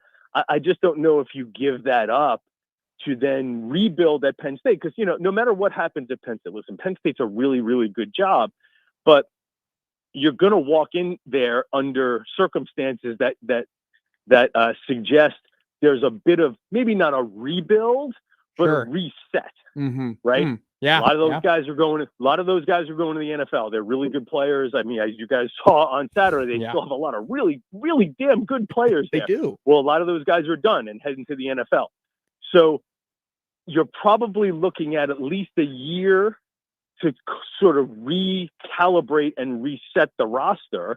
Like, why would you do that if you're at a place where you already have like a playoff contender and a good recruiting class coming in? So I don't know. Listen, maybe if Kalen DeBoer loses the Iron Bowl, we're having a very different conversation. Maybe.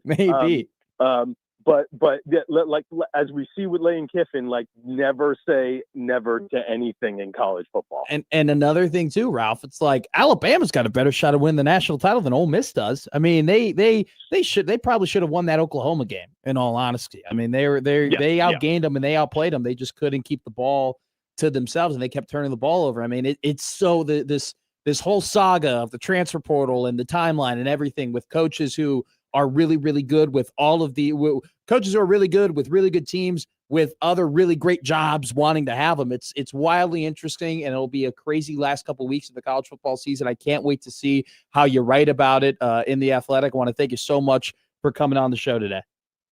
Oh, thanks, man. No problem. Have a happy Thanksgiving. You as well, Ralph. Ralph Russo of The Athletic and formerly the longtime writer of the Associated Press, kind of giving you everything that's happening in college football. It's going to be wild these next couple of weeks where Lane Kiffin is going to go. Then you also got to think too, Jimmy, like Kalen DeBoer ends up getting hired to Penn State, then Alabama's hiring. And that's a job I think a lot of head coaches, regardless of where they're at and who they're currently coaching and how good their team is, that's a job a lot of guys would love to have. So it's going to be the fallout of when you start, like we're talking about right now, the jobs that are currently open, but there are some jobs that are better than the jobs that are currently open that will be open, that will be hiring. And so the domino effect of, not only just head coaches, but then the assistant coaches. I mean, we're going to be looking at a crazy number of men and women who are going to have new jobs from last season to this season in college football. It'll be crazy to cover. Luckily for Nebraska, they won't be having to be worried about that because they signed their coach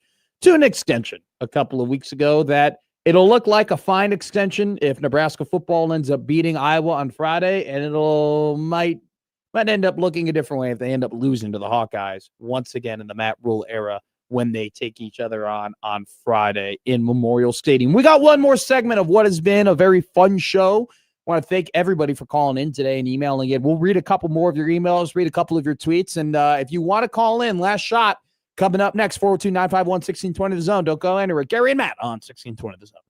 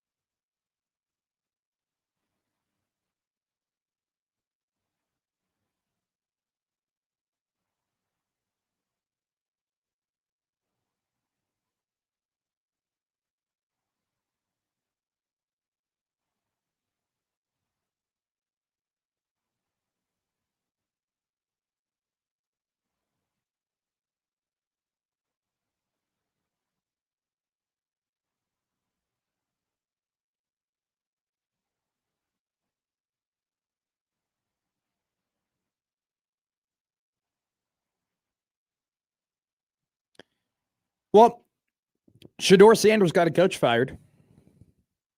Did he? Oh, wasn't he did, yes. He did. He didn't. Kevin Stefanski didn't get fired. That's not what happened. Chip Kelly out of Vegas. Do you know how much money he was making to be a coordinator? Did you see this number? I'm sure he lived well. He was making $6 million.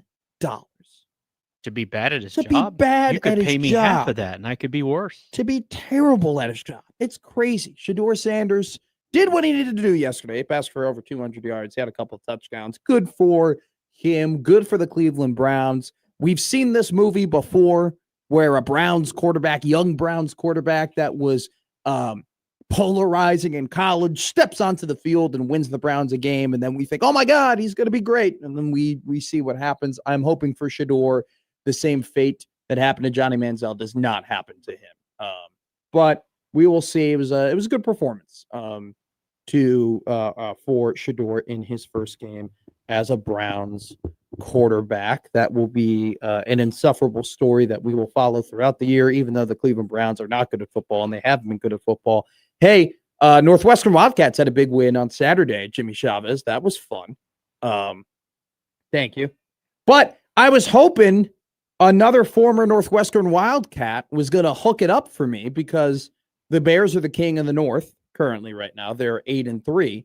But, I'm now at the point where I'm worried about what everybody else is doing, right? Where it's like, I want the Packers to lose and I want the Lions to lose. Mike Kafka, former Cat baby, I thought he needed to close the door. Shut the door, EJ. Go ahead, beat the Lions for me. Come on, Mike. I needed that. Kick the damn field goal. I don't know what they were doing there. I mean, they blew it. Unfortunately, I look like a psycho at the sports bar I was at, because I bet Jameis Winston to throw 2 interceptions, and in that overtime, every time he went back. I like to think you weren't alone. Oh no, I was. People were laughing at me. People on the stream are inviting you to go watch basketball with them today. So yeah, I might go ahead and do that. Placat sent me an invite. I might take them up on it. It's well, look, Monday. I mean, Holiday Monday. It's a big game for the Jays, man. It's a massive game for the Jays. Big game for Connor Happer. He's going to be on the call. He got his way out to Vegas. He'll be announcing the game with John Bishop. I'm excited for our guy Hap to be there. He did a great job last season in the DePaul game. So excited. He did a great job in the College World Series this year. So excited to hear Happer announce basketball today. Enough basketball talk, though. We're back to football. Jeff is on the line, and Jeff's got a prompt that I'm excited about. Got a question What do you got for me, Jeff? Hey, Matt. Good morning. Morning. Hey, do you think Nebraska is drifting towards a relationship like the Chicago Bears have with their fans, that we have a great fan base, we're year after year, we're not very good in football, but everybody shows up every year? Yeah, Jeff, I think you're spot on. I think you are spot on.